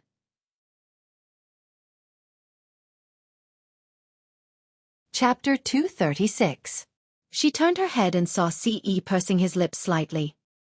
He felt Yunjian's gaze and turned to face her. His gentle voice made Yunjian's heart skip a beat. What's wrong? His magnetic and mellow voice was pleasant to the ears. Nothing. Yunjian was like a student who was caught red-handed by the teacher. She turned her head and faced Ce from the side. Her cheeks flushed red in the next moment. She already knew that Ce was the leader of an Hun organization. That meant that Lin Wei was undoubtedly his subordinate. Yunjian knew Lin Wei as well. The reason why she could recognize Lin Wei at first glance was that when she was slaying God in her past life, Lin Wei was her superior who trained her in an Hun organization. Lin Wei was decisive and ruthless when it came to killing. In her previous life, it was under Lin Wei's training that she developed her abilities. Perhaps others did not know that Lin Wei was just an ordinary person on the surface. He was an international motorcycle racer. However, He was secretly the fourth assassin on the international assassin chart. Perhaps others did not know, but Yun Jian knew very well. There were 4 leaders in an Han organization. The 4 of them were Xueqi, Adam, and Mo Senator, and the last person of the 4 was Lin Wei. Lin Wei was also one of the 4 leaders in an Han organization. At the same time, Lin Wei was the most mysterious of the 4 leaders. Even Yun Jian had to investigate for a long time before she found out that Lin Wei was one of the 4 leaders in an Han organization. Yun Jian could not deny that Lin Wei was only ranked 4th on the assassin chart. She was personally trained by Lin Wei. Although she had surpassed Lin Wei in her previous life, she knew Lin Wei's abilities well. This seemingly harmless man was actually ranked 2nd on the assassin chart. At this moment, she finally understood that Lin Wei was Siyi's subordinate. It's starting, the motorcycle race is starting. Situ Dun suddenly pointed at the set excitedly. He interrupted everyone's thoughts and made everyone look at the set. Yun Jian also looked over, only to see that the burly and strong Lin Wei had already put on his helmet and sat on his motorcycle with one foot on the ground. With the referee's gunshot, the motorcycle rushed out like an arrow. The atmosphere at the scene reached its climax.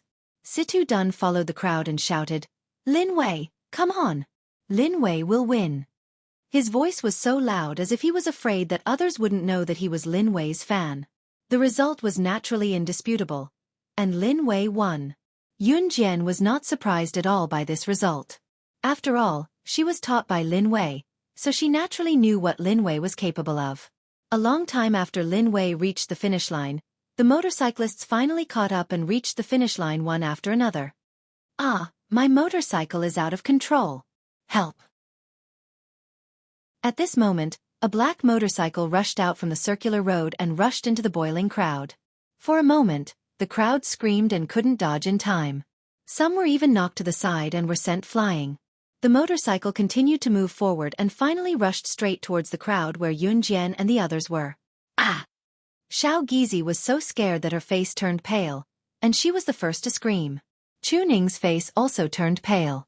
Although she had been practicing her skills, the motorcycle was very fast, and with the added wind, it was very strong.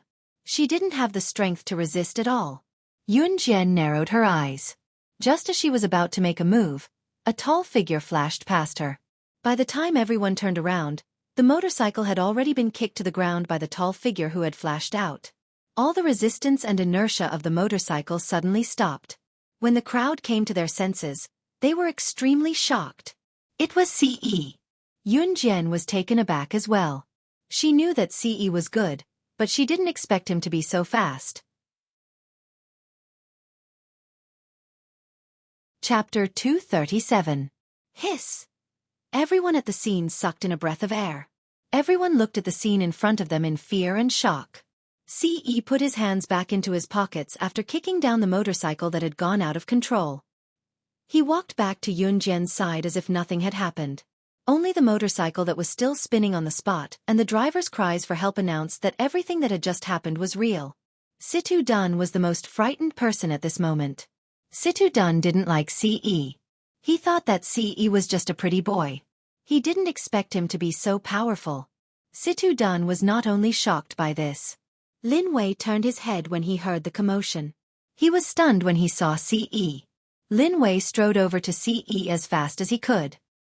He lowered his head respectfully and said to Ce, "Young master." An international motorcycle racer bowed his head to Ce. What did this mean? Everyone's eyelids twitched violently at this moment. Especially Situ Dun. One had to know that Situ Dun had bragged in front of everyone just now because he seemed to know something about Lin Wei. Now, Lin Wei had run over to Ce respectfully.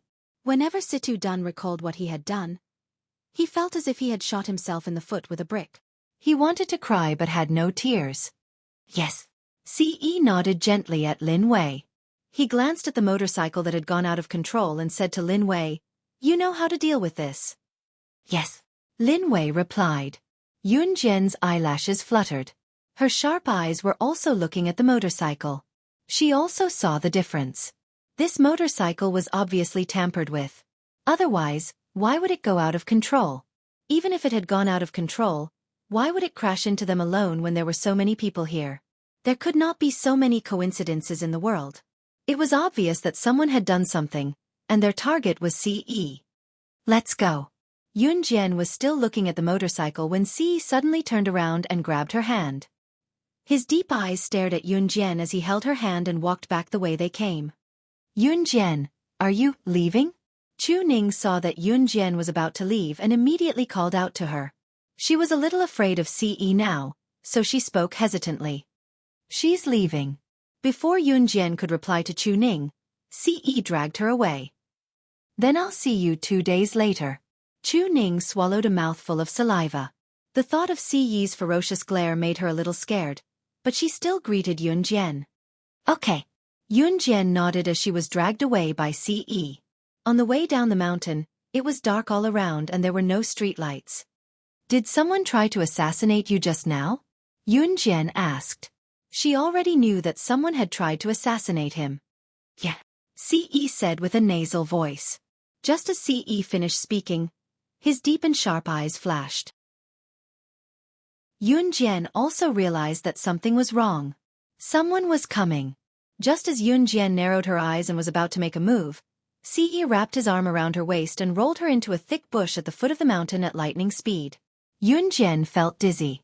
Then, she saw Ce's enlarged handsome face above her.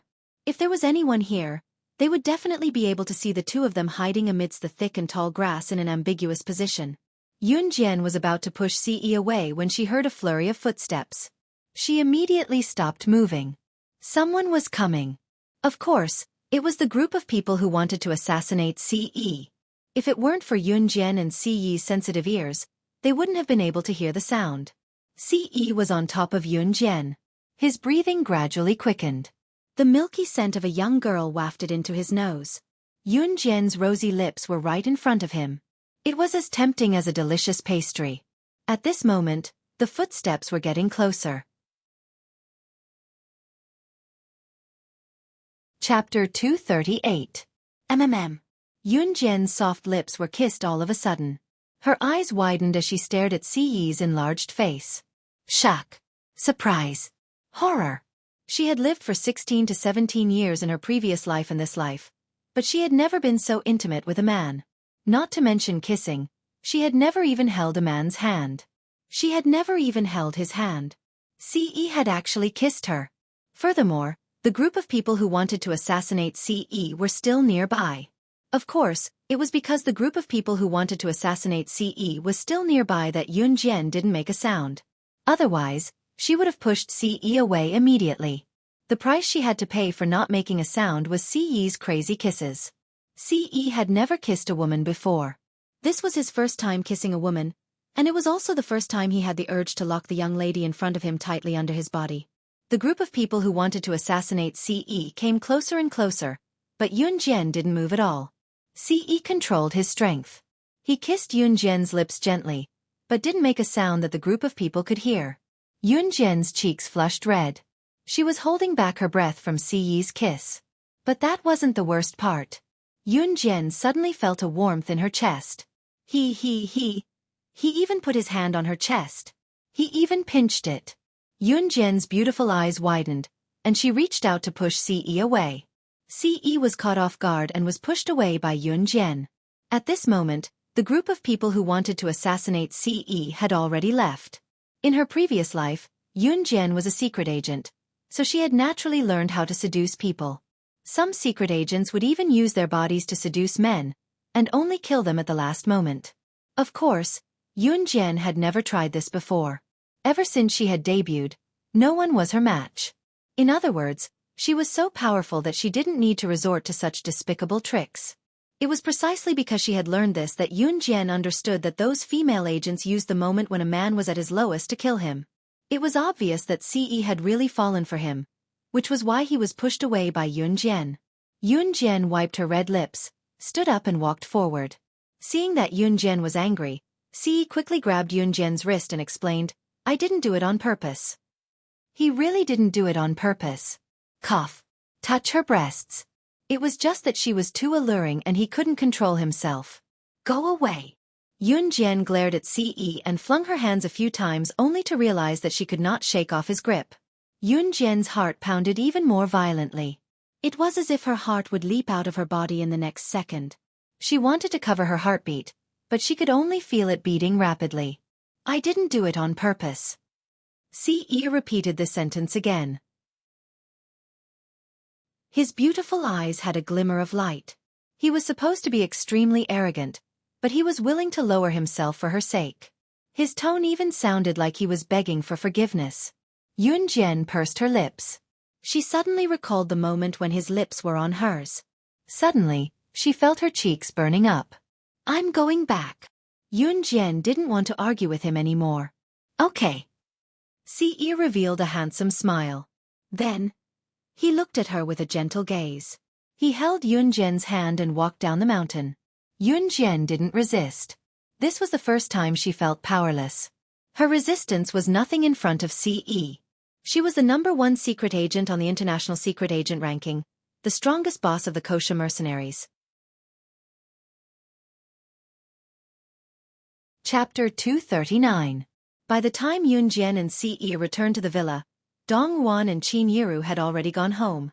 Dongwon and Qin Yiru were currently sitting in the living room facing a television as they enjoyed snacks while watching a drama. Dongwon came from a wealthy family, so it was not surprising that she could afford a television in this era. Qin Yiru, on the other hand, was obviously planning to relax for the day as she and Dongwon watched the drama on the television together in a lively atmosphere. Qin Yiru did not notice anything when she saw Yunjian and Ce coming back from the front door. She merely asked, Xiaojian, Ae, you're back. Do you want to come and watch some TV together? Dongwon saw Yunjian and Ce coming in one after another, and Yunjian's cheeks blushing for some reason. She knew that her nephew must have done something terrible. In spite of it, Dongwon pretended that she did not see anything and greeted Yunjian and Ce like how Qin Yiru did. Mom, I'm tired from shopping today. I'll go to bed first, Yunjian said. Okay, Xiaojian, go upstairs and rest if you're tired. Qin Yiru said. Yunjian nodded and went upstairs. Auntie, I'll go back to my room too. Ce went upstairs with Yunjian with a dark expression. The kids aren't feeling well, are they? Qin Yiru watched Ce go upstairs worriedly and wanted to stand up to ask about it. I already said that they are still children. We adults should mind our own business. Besides, they're all grown up, they should know better. Of course, they'll tell us if they're feeling unwell. Dongwon stopped Qin Yiru and said with a smile. Qin Yiru was relieved to hear that and calmed down to continue watching the television. Second floor. As soon as Yunjian went upstairs, Ce followed closely behind. However, he didn't do anything to her. Instead, he looked at her petite back and said, Good night. When Yunjian heard Ce's voice, she was stunned for a moment before she strode back to her room. 2 days later, because it was school day, classes were still going on as usual. Gu Junjian had already applied for leave for Yunjian in advance. Ce was not in Longmen City these days. After all, as the leader of an Hun, he naturally had many things to do. It was just that in order to spend more time with Yunjian, Ce had put aside his work to come stay in Longmen City during the weekends when Yunjian was not staying in the dormitory. By the time they arrived at the military training camp, the other 6 had already arrived. Yunjian returned to the team. After the 7 of them reported their numbers, Gu Junjian told them in a serious tone, I've said before that the mission this time is very difficult, but I believe that you can complete it successfully. Now, each of you go to the armory and pick a weapon that suits you and gather here. Remember, you can only pick one weapon. Gu Junjian stood where he was with his hands behind his back after he finished speaking. The 7 of them went to the armory at once. The armory here was actually a place to store hidden weapons. The weapons room here was equipped with all kinds of weapons. Once they entered the armory, Chu Xiongnan could not help exclaiming, Wow, wow, wow, there are so many weapons. So cool. Hurry up and pick a weapon that suits you and gather outside. Lu Shiyun was much calmer as he picked up a pistol and walked out. Yunjian, what weapon do you plan to pick? Chu Ning looked at the weapons excitedly and asked Yunjian hesitantly. This. Yunjian turned her hand and smirked, her chosen weapon already in her palm. It was a butterfly knife. Chapter 240. Pfft, she's indeed an ignorant fool. This kind of weapon can be bought anywhere. What's the use of it? Jiang Weiwei was very upset that Yun Jian had taken the first place in the cross-country race. She could not help but laugh when she saw that Yun Jian was only holding a butterfly knife. What does it have to do with you what kind of weapon my Yun Jian is using? Jiang Weiwei, you should mind your own business. Chu Ning was the first to speak up for Yun Jian when she heard that. Jiang Weiwei's eyes turned fierce. She had looked down on them from the beginning, especially the newcomer Yun Jian. However, this newcomer whom she looked down on actually surpassed her in the cross-country race last time. But so what? She was good at running, but that did not mean that she was good at everything else. Moreover, Jiang Weiwei was born into a military family. She had been training since she was young. Perhaps she had lost to Yun Jian in running. However, that was not necessarily the case in other aspects. It was undeniable that Jiang Weiwei was a competitive person. Chu Ning and Jiang Weiwei looked at each other and did not say anything else. Both of them ignored each other. Yun Jian did not hold it against Jiang Weiwei either. Soon, the group of people chose their weapons and left the armory. Of course, other than Yun Jian, the rest of them chose firearms and other weapons. Most of them chose handguns. Gu Junjian stood outside and watched as the few of them returned to the team after choosing their weapons. He glanced at the weapons in their hands and paused when he saw the butterfly knife in Yun Jian's hand. Other than Yun Jian, the rest of them chose handguns or other weapons with high damage. Yun Jian was the only one who could wield a weapon like the butterfly knife that required one's ability to wield it. Reporting, we have chosen our weapons. As the team leader, Lu Shiyun did a head count and reported to Gu Junjian. Okay. Gu Junjian nodded. Then, he began to announce the mission Yun Jian and the rest were about to carry out. Your mission location is in Country X's H province. There are 2 underworld forces in Country X, and they will soon conduct an arms trade, and your goal this time is to seize the arms. Remember, even if you can't take the firearms away, you have to make sure they don't complete the deal. As for the time and place where these 2 forces traded arms, we only have a rough idea. You'll have to go to Country X and investigate it in detail. Later, I will send a car to send you to Country X's H province. Remember, during the mission, you can only use code names. At this point, Gu Yunjian's tone was absolutely solemn. Also, Country X is an economically backward country. In Country X, the security is not as good as in Country Z. Especially for the underground forces, murder and arson are common. So be careful. Under the tense and solemn atmosphere of Gu Junjian, everyone felt their hearts tighten. Yes, the group of people responded. Then get ready to set off immediately, Gu Junjian said. Country X was actually quite far from Country Z, but it was not separated by the sea. Therefore, as long as they passed the border, they could reach there by car. Gu Junjian sent someone to send them to Country X. The car drove for about a day and a night before they arrived. The person who sent Yun Jian and the rest overtook Yun Jian and the rest to H province and left. Lu Shiyun and the rest took some Country X currency that Gu Junjian gave them, and they quickly checked into a hotel. Country X's economic development was very backward, and this could be seen from the structure of the houses.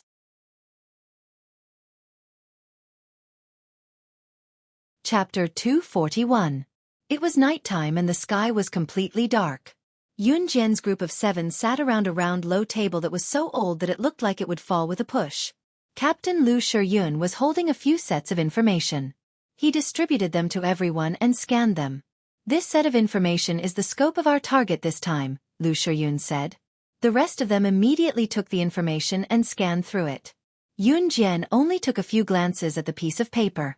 These 2 underworld forces were the overlords of Country X. This time, the arms trade between the 2 forces could be considered an especially important matter in Country X. These 2 underworld forces were called the Flying Sky Gang and the Iron Lock Gang. These 2 gangs were one gang. Country X did not have a large population, but these 2 gangs had about 1,000 people. As for the time and location of the other arms deals, even Gu Junjian had no way of finding out. If they wanted to disrupt the arms deal between these 2 gangs, they had to know the time and location of the deal. If they wanted to know the time and location of the deal, Yun Jian's group of 7 had to investigate it themselves. Therefore, this mission was not suitable for the advanced special forces soldiers who often showed up. That was why Gu Junjian had said that they could not let the enemy suspect them at all during this period of time. If they wanted to understand this, they had to infiltrate the Flying Sky Gang and the Iron Lock Gang to investigate the situation. If they were caught and their identities were exposed, then the Flying Sky Gang and the Iron Lock Gang would be able to wantonly kill people in Country X. They would not be able to leave Country X alive. This was a matter of life and death, so it was not a small matter. Captain Lu Shiyun frowned and pondered for a long time before he suggested, "Since we don't know the exact time and location of the arms deal between the Flying Sky Gang and the Iron Lock Gang, we have to find out in the shortest time possible." "Captain, I suggest we go to the Flying Sky Gang and the Iron Lock Gang tonight to find out more," Feng Xiaoran suggested. I think so too." Lu Shiyun nodded at Feng Xiaoran. Then he pondered. "Then who should we send?" "Naturally, Azura and I will go. Both of us are the fastest runners. Even if we are detected by the enemy, we can retreat in time." Jiang Weiwei glanced at Yun Jian. She had already started using code names to address each other. Not only was Jiang Weiwei displeased with Yun Jian, but she was also displeased with everyone else present other than herself. But it was one thing to be unhappy with someone. She would also play some tricks on the person she was unhappy with. If there was one thing about Jiang Weiwei that people did not dislike, it would probably be that when it came to a critical moment, no matter how unhappy she was with someone, she would put away her feelings and complete the mission together with them first before taking revenge for her personal grudge. Lu Shiyun was silent for a while before nodding. "Okay." Then Lu Shiyun turned to look at Yun Jian. "You don't have any objections, right?" "I have no objections." Yun Jian grinned, revealing 2 rows of white teeth, and agreed. "Now," Yun Jian asked Lu Shiyun. "That's right. You guys get ready." Lu Shiyun stood up. His handsome face revealed a trace of seriousness. "I don't need to prepare." Yun Jian smiled. She walked to her backpack, unzipped it, and took out a black bandage. Then she deftly placed the only weapon she had, the butterfly knife, on her waist and tied it tightly with the black bandage. After doing this, she lifted the corner of her shirt and stood up. She could hide a weapon like this? Everyone was stunned and dumbfounded. Especially Jiang Weiwei. She was still holding the shiny pistol in her hand and was still deciding if she should bring it out with her. The pistol was big and difficult to hide. Even if it was hidden on the body, it would be easily discovered. The butterfly knife, however, was different. If she tied it to her waist like how she was doing, unless someone lifted the corner of her shirt, no one would realize that she was hiding a knife at her waist.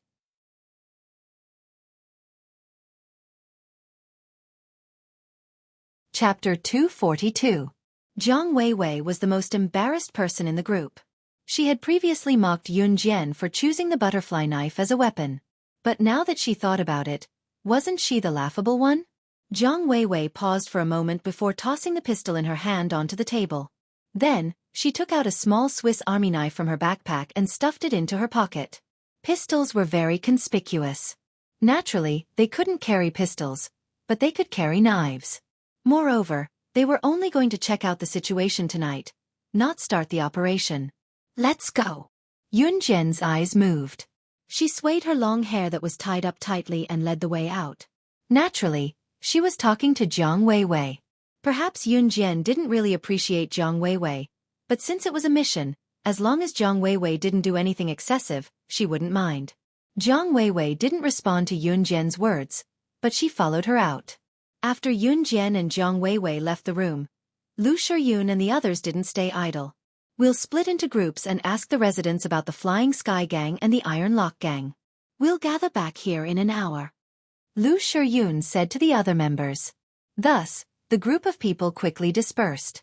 Some people in Country X's H province also spoke Mandarin. Only a small number of people were influenced by other languages. Therefore, there was no language barrier. Yun Jian's figure dashed through the night. Her long hair fluttered as she ran in the dark night sky, drawing a beautiful arc. Behind her, Jiang Weiwei ran with all her might and barely caught up to her. One had to admit that Jiang Weiwei was pretty good. If it was someone else, they would have been left behind by Yun Jian. In that document, the locations of the Flying Sky Gang and the Iron Lock Gang were also listed. However, there was no more detailed information. It was up to them to investigate all of this. Yun Jian and Jiang Weiwei decided to check out the Flying Sky Gang. This was because the Flying Sky Gang was more powerful than the Iron Lock Gang. The Flying Sky Gang's base was on the busiest street in H province. In Country X, a province was about the size of a city in Country Z. There was a 5-story modern building at the end of the street. It was the most outstanding building in the circle of dilapidated houses. This was the headquarters of the Flying Heavens Gang. At the entrance of the building, there were 2 men guarding the door. One of the 2 gatekeepers was tall and the other was short. At this moment, they were watching the crowd at the entrance. This building was the headquarters of the Flying Sky Gang. At the same time, as long as one entered the building, they would see that the lobby on the 1st and 2nd floors was a high-class casino. How are we going to get in? Jiang Weiwei would ask for Yun Jian's opinion at the critical moment. Now that they were a team, even if Jiang Weiwei didn't like Yun Jian, she wouldn't act alone. What do you think? Yun Jian glanced at Jiang Weiwei. Break in. Jiang Weiwei pressed her hand on the pocket of her Swiss Army knife and said with a sharp look in her eyes. Blend in. Yun Jian glanced at her. With that, she messed up her hair and tore her clothes until they were slightly tattered. She even smeared mud on her clothes and fair cheeks. Then, she walked out of the darkness and walked towards the entrance of the building. Jiang Weiwei was stunned. She didn't know what was going on, but she still followed after Yun Jian and dirted her clothes and face. Who are you? The tall gatekeeper stopped Yun Jian and Jiang Weiwei in front of the brightly lit casino. Uncle, we're here to look for our father. He took the last bit of our family's savings to gamble here.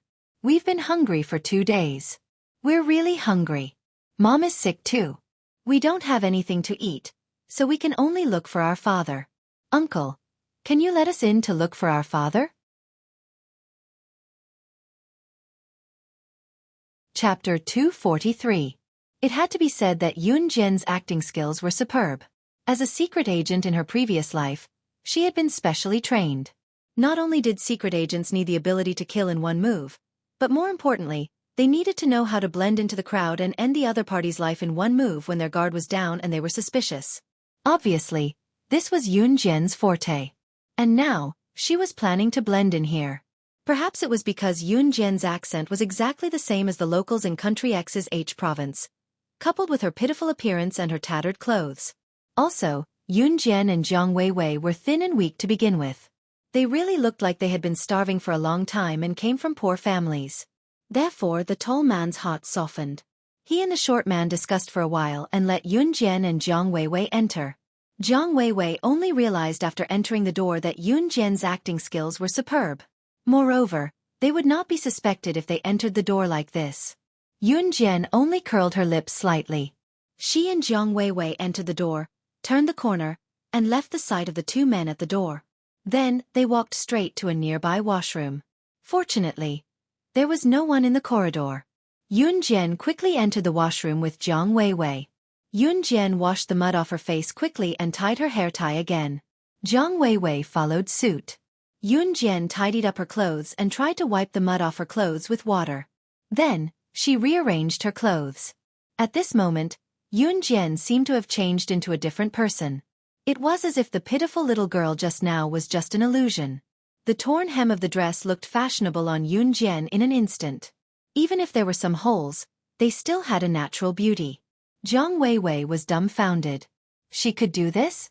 However, she saw that Yun Jian had already walked to the casino on the 2nd floor. Jiang Weiwei quickly patted the mud off her body and followed her. On the 2nd floor of the casino, groups of gamblers were crowding around the gambling tables, shouting and yelling. The atmosphere was extremely majestic.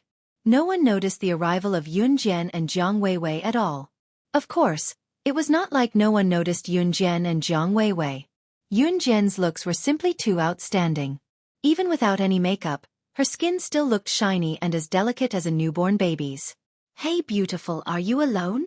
A handsome man with short hair walked over and struck up a conversation with Yun Jian. No, I'm with my friend. Yun Jian smiled generously and pointed at Jiang Weiwei. She was still thinking about how to blend in without leaving a trace, but she didn't expect someone to strike up a conversation with her. This was just as well. The man looked at Yun Jian awkwardly. He was a little sorry that he didn't see Jiang Weiwei just now. Then he reached out his hand and introduced himself to Yun Jian. My name is Miran. You can call me Xiao Li. She's Xiao Xue. Yunjian didn't reach out to shake his hand. Instead, she made up a name. When she lied, she introduced herself to Miran without blushing or skipping a beat. Oh, nice to meet you. Miran didn't embarrassedly return his hand. He bent 45 degrees to the side and bowed to Yunjian and Zhang Weiwei like a gentleman to show his friendliness. So, what game do you two beauties want to play at the casino? After Miran finished speaking, he sized up Yunjian again, his eyes filled with indescribable nakedness. As expected, he wasn't a good person. However, Yunjian pretended not to notice anything. She blinked and asked innocently, "What game?" Miran was one of the people in charge of the casino. When he heard Yunjian's words, he became even more excited. His gaze seemed to be able to see through Yunjian. However, in his heart, he thought, it's been a long time since he played with such a pure student. Chapter 244. Can I make any conditions if I win? Yunjian blinked. Her innocent smile made Miran's heart itch. Zhang Weiwei stood by the side without saying a word. At this moment, she also knew that if she were to face such a scene, she would probably be exposed as soon as she spoke. And Yunjian was actually able to disguise herself to this extent. Even Zhang Weiwei, who didn't have a good impression of Yunjian at the beginning, had to admit that even if she were to believe that Yunjian was an agent of a country trained by a special agent unit, she would believe it. Therefore, Zhang Weiwei didn't say anything. Their mission was to seize that batch of firearms. Right now they were still on a mission, and Zhang Weiwei was with Yunjian. Therefore, no matter how much she hated Yunjian, she wouldn't trip her up. At this juncture, if Yunjian was really exposed, Zhang Weiwei intended to help her. Of course I'm a man. I never lie. Miran patted his chest and promised. He softened his voice and continued to seduce Yunjian. Especially a cute girl like you. How could I bear to lie to you? These rather ambiguous words made Yunjian roll her eyes in her heart. Even Zhang Weiwei felt that Miran was disgusting. However, neither of them showed their emotions on their faces. But, I don't know how to play this. What should I do? Yunjian glanced at the gambling crowd and said. Miran was confused by Yunjian. He really thought that Yunjian had never gambled before. This was what he meant. Miran chuckled and tried even harder to trick Yunjian. It's okay, I'll teach you. Besides, if you lose, I won't ask for anything too excessive. Of course, it wasn't an excessive request. Miran had already made a plan in his heart. He wanted Yunjian to lose. Then he would lure her step by step and trick her into bed. This was his real goal. He didn't believe that he wouldn't be able to charm such an innocent student. Of course, if Miran knew that Yunjian was not only the #1 secret agent, slaying God, in her previous life, but she had never met a match in the gambling circle. She was the lady gambler who was respectfully called the god of gamblers in this circle. Yet she pretended to be a student who did not know how to gamble in front of him. Miran would probably be so angry that he would vomit blood. Yunjian was indeed known as the goddess of gamblers in her previous life. Back then, Yunjian had gambled wildly for an entire night at the internationally renowned Fengyun Casino. She had won a whole month's worth of profits from the Fengyun Casino, a total of $1 billion USD. In the end, Fengyun Casino had no choice but to beg her, the great Buddha, to leave. Okay. Yunjian pretended to be in a difficult position and nodded. Seeing that Yunjian had agreed, Miran became even more excited. At the same time, from Yunjian's expression, he was even more convinced that Yunjian was gambling for the first time. In that case, was there any suspense to the outcome of this gamble? Of course he would win. Come. Let's play over there. Miran led Yunjian to a gambling table. He kicked away the gamblers who were still around the table and politely invited Yunjian to take a seat. Since it's your first time playing, little sister Xiao Li, let's play a round of dice. As Miran spoke, he picked up 3 dice and placed them in front of Yunjian. At the same time, he covered the 3 dice with a bowl.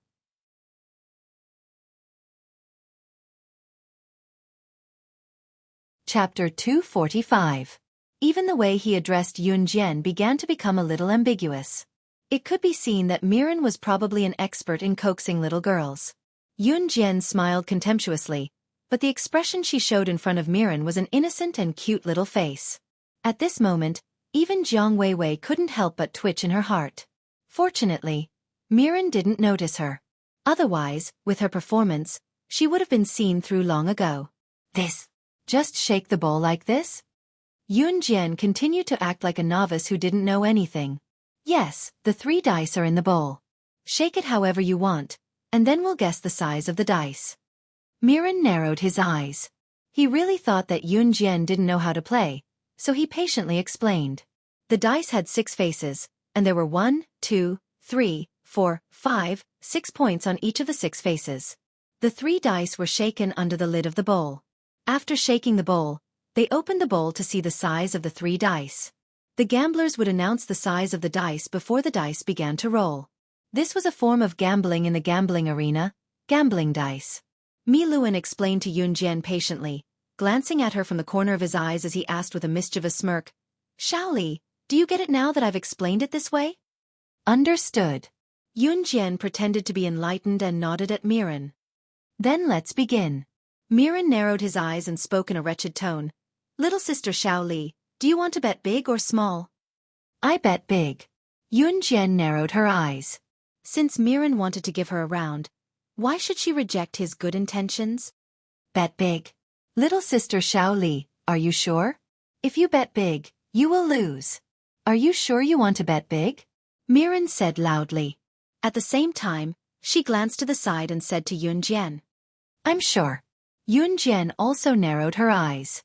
At the same time, she reached out and covered the bowl with the 3 dice. Miran had done something. In fact, Miran had installed a regulator inside the bowl. The 3 dice were covered in the bowl, and the size of the dice could be controlled. In other words, if Yun Jian bet big, the die in the bowl would become small. If Yun Jian bet small, the die in the bowl would become big. No matter what, she couldn't win. And the person who controlled the regulator in the bowl was nearby. Coincidentally, Yun Jian caught Mi Luan's glance just now. Following Miran's gaze, she saw a man holding a square remote control beside an inconspicuous washroom in the distance. The man was holding a remote control that could adjust the size of the dice in the bowl in front of her. Miran had just asked Yun Jian loudly if she was betting big.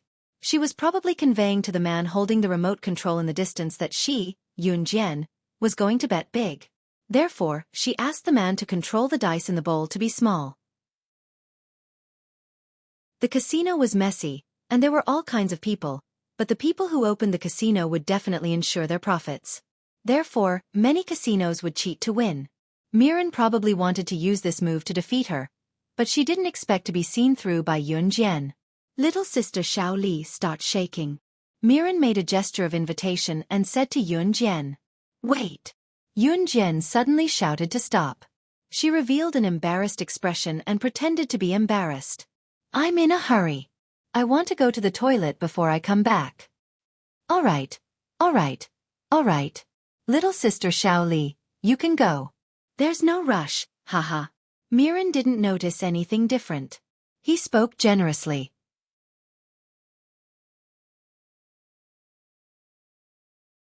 Chapter 246. Yun Jian got up and gave Jiang Weiwei a subtle look before walking towards the washroom. Although Jiang Weiwei was surprised, she wasn't a fool. Other than her competitive nature, she was also very smart.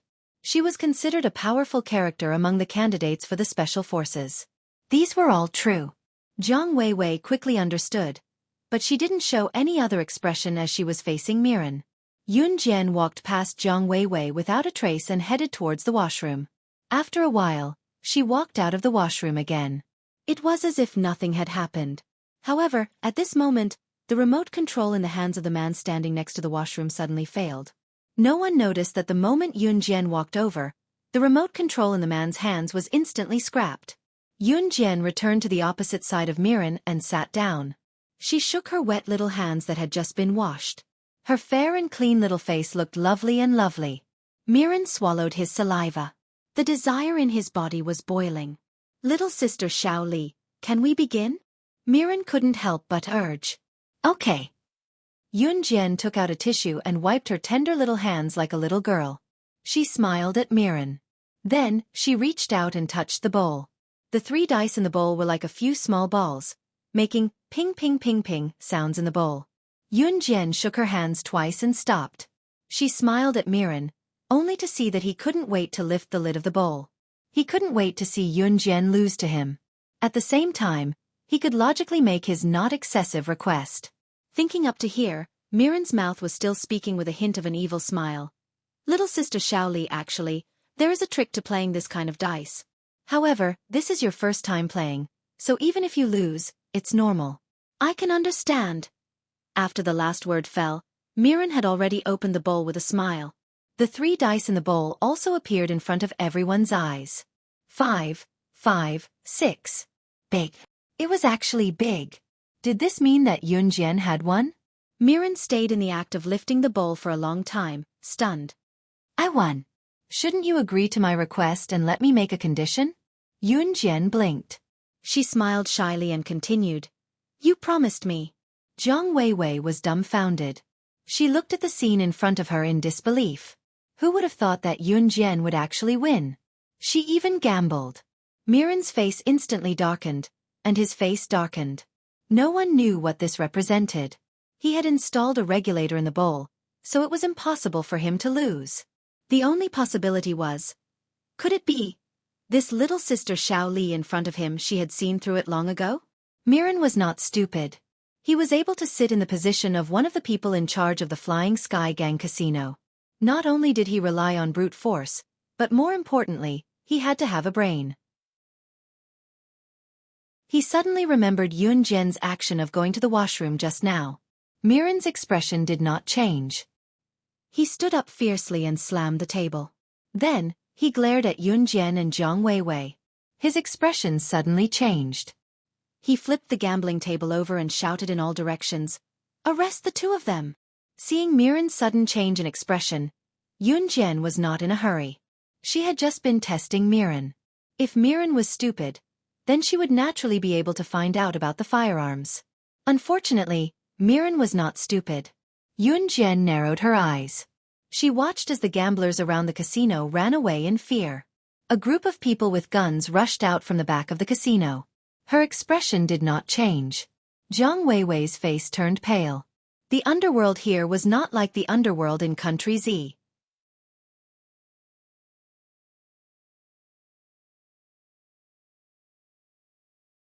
Chapter 247. A group of Flying Sky Gang brothers with pistols surrounded Yunjian and Jiang Weiwei with Miran as the center. One by one, they pointed their pistols at Yunjian and Jiang Weiwei. Even Jiang Weiwei, who came from a military family and swore not to be afraid of sacrifice since she was young, couldn't help but shiver in the face of these pistols. Miran, who was standing at the front, stopped pretending. He smiled at Yunjian and snorted, "My little sister Xueqi, stop pretending. Heh, I originally wanted to play with you because you were beautiful, but since you came with ill intentions, don't blame us for being impolite." Miran had already listened to the teachings of the Flying Sky Gang's boss. Before the recent arms trade between the Flying Sky Gang and the Iron Lock Gang, anyone who was suspicious had to be cautious when coming into contact with them. That was why when Miran realized that something was wrong, he didn't say anything. He waited until he was sure before making a move. It turned out that Miran was already on guard. Yunjian's lips curled slightly. Jiang Weiwei stood back to back with Yunjian. Compared to Yunjian, Jiang Weiwei never thought that they would be exposed. This seemingly obsessed Miran was actually not as simple as she seemed on the surface. As expected, it was not easy to deceive. But the most despicable thing was that they only had knives in their hands, while the other party had so many people, and everyone was holding pistols. Jiang Weiwei finally knew why Gu Yunjian's tone was heavy when he asked them to complete the mission. However, Jiang Weiwei, was also a person who could bend and stretch. She never regretted the choice she had made. At critical moments, she would still throw all personal grudges to the back of her mind. Jiang Weiwei leaned against Yunjian's back and asked Yunjian in a low voice, "What should we do?" "Listen to my instructions." Yunjian also replied to her in a low voice. The interaction between Yunjian and Jiang Weiwei was not seen by Miran and the others. Miran, on the other hand, laughed heartily. One of Miran's subordinates suggested, "Lord Miran, these 2 women are probably undercover police agents, right?" Humph, humph, you don't even look at yourself. How dare you behave atrociously in our flying sky gang? Why don't we teach them a lesson? We'll F***ck them right here so that we can have some fun too. What do you think? Ha ha ha. This was a casino, surrounded by gamblers who did not dare to escape. The dirty words of Miran's subordinate made a group of Miran's other brothers feel restless. Making love with these two women in public, it was probably going to be a different experience. You dare? Aren't you afraid that our people will avenge us? Although Jiang Weiwei was a woman who knew when to bow and submit, she would rather commit suicide than be humiliated to death. Thus, she clenched her teeth and said hatefully. Before Miran could speak, his subordinates began to mock Yunjian and Jiang Weiwei on his behalf. Why wouldn't I dare? TSK, do you really think our flying sky gang is an ordinary gang? Do you think I'm afraid of your people? Miran's subordinate continued to brag, and then he exaggeratedly used an example to show off the power of his flying sky gang. Do you know Slaying God, the top secret agent on the international secret agent ranking? Humph, look at how young you two are, I'm sure you don't know. Humph, let me tell you. Even the younger brother of Slaying God, who was known as the strongest secret agent in the secret agent world, was arrested, and Slaying God went missing because of this incident. Our flying sky gang was involved. Don't you think our flying sky gang is powerful? Even a big shot like that was fooled by us. The more this person boasted, the more enthusiastic he became. He looked as if he was afraid that others would not know that he was from the flying sky gang. However, this person did not know the actual facts. He only heard that Slaying God went missing because of this incident, and the flying sky gang was also involved in the incident, so he could not help but exaggerate a little. What no one expected, however, was that Yun Jian's face darkened when she heard the man's words.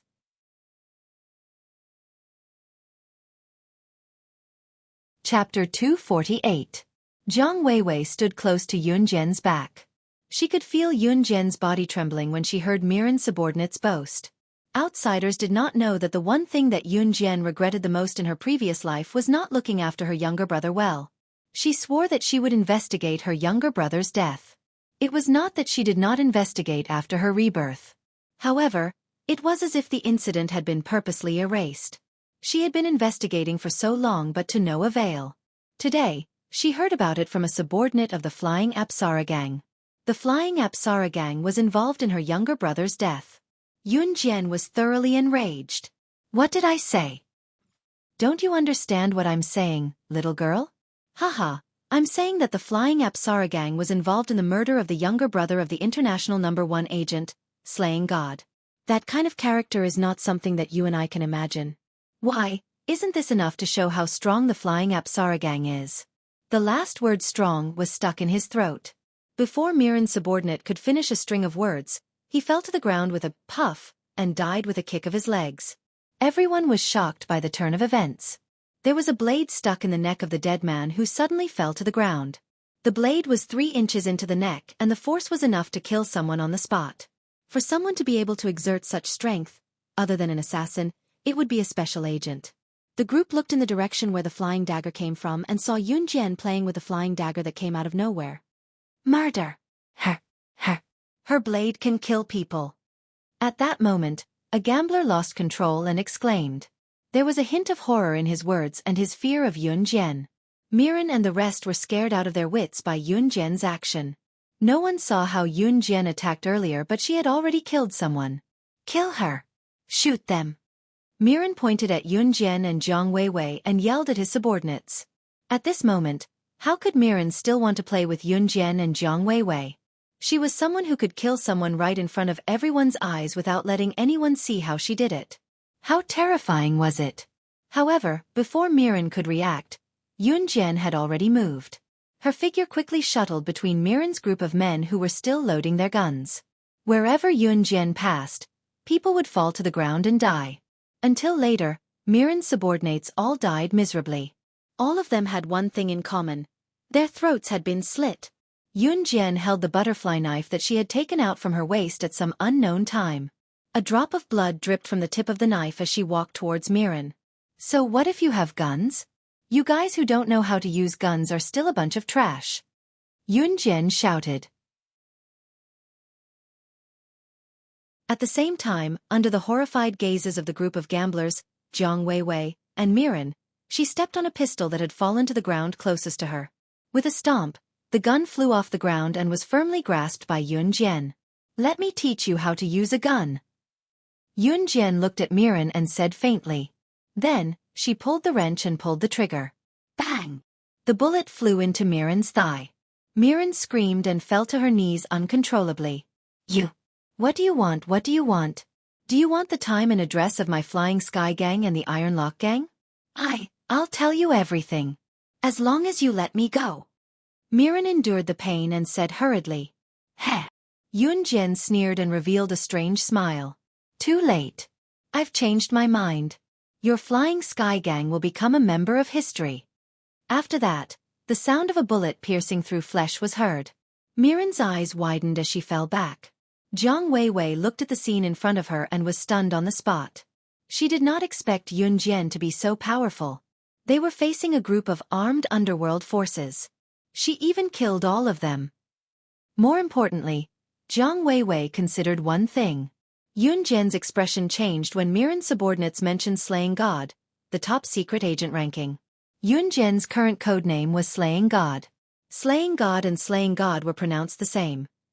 You're tuning in to the Xueqi's Martial Arts Saga YouTube channel. Don't forget to subscribe and join us on this journey to catch the most captivating stories.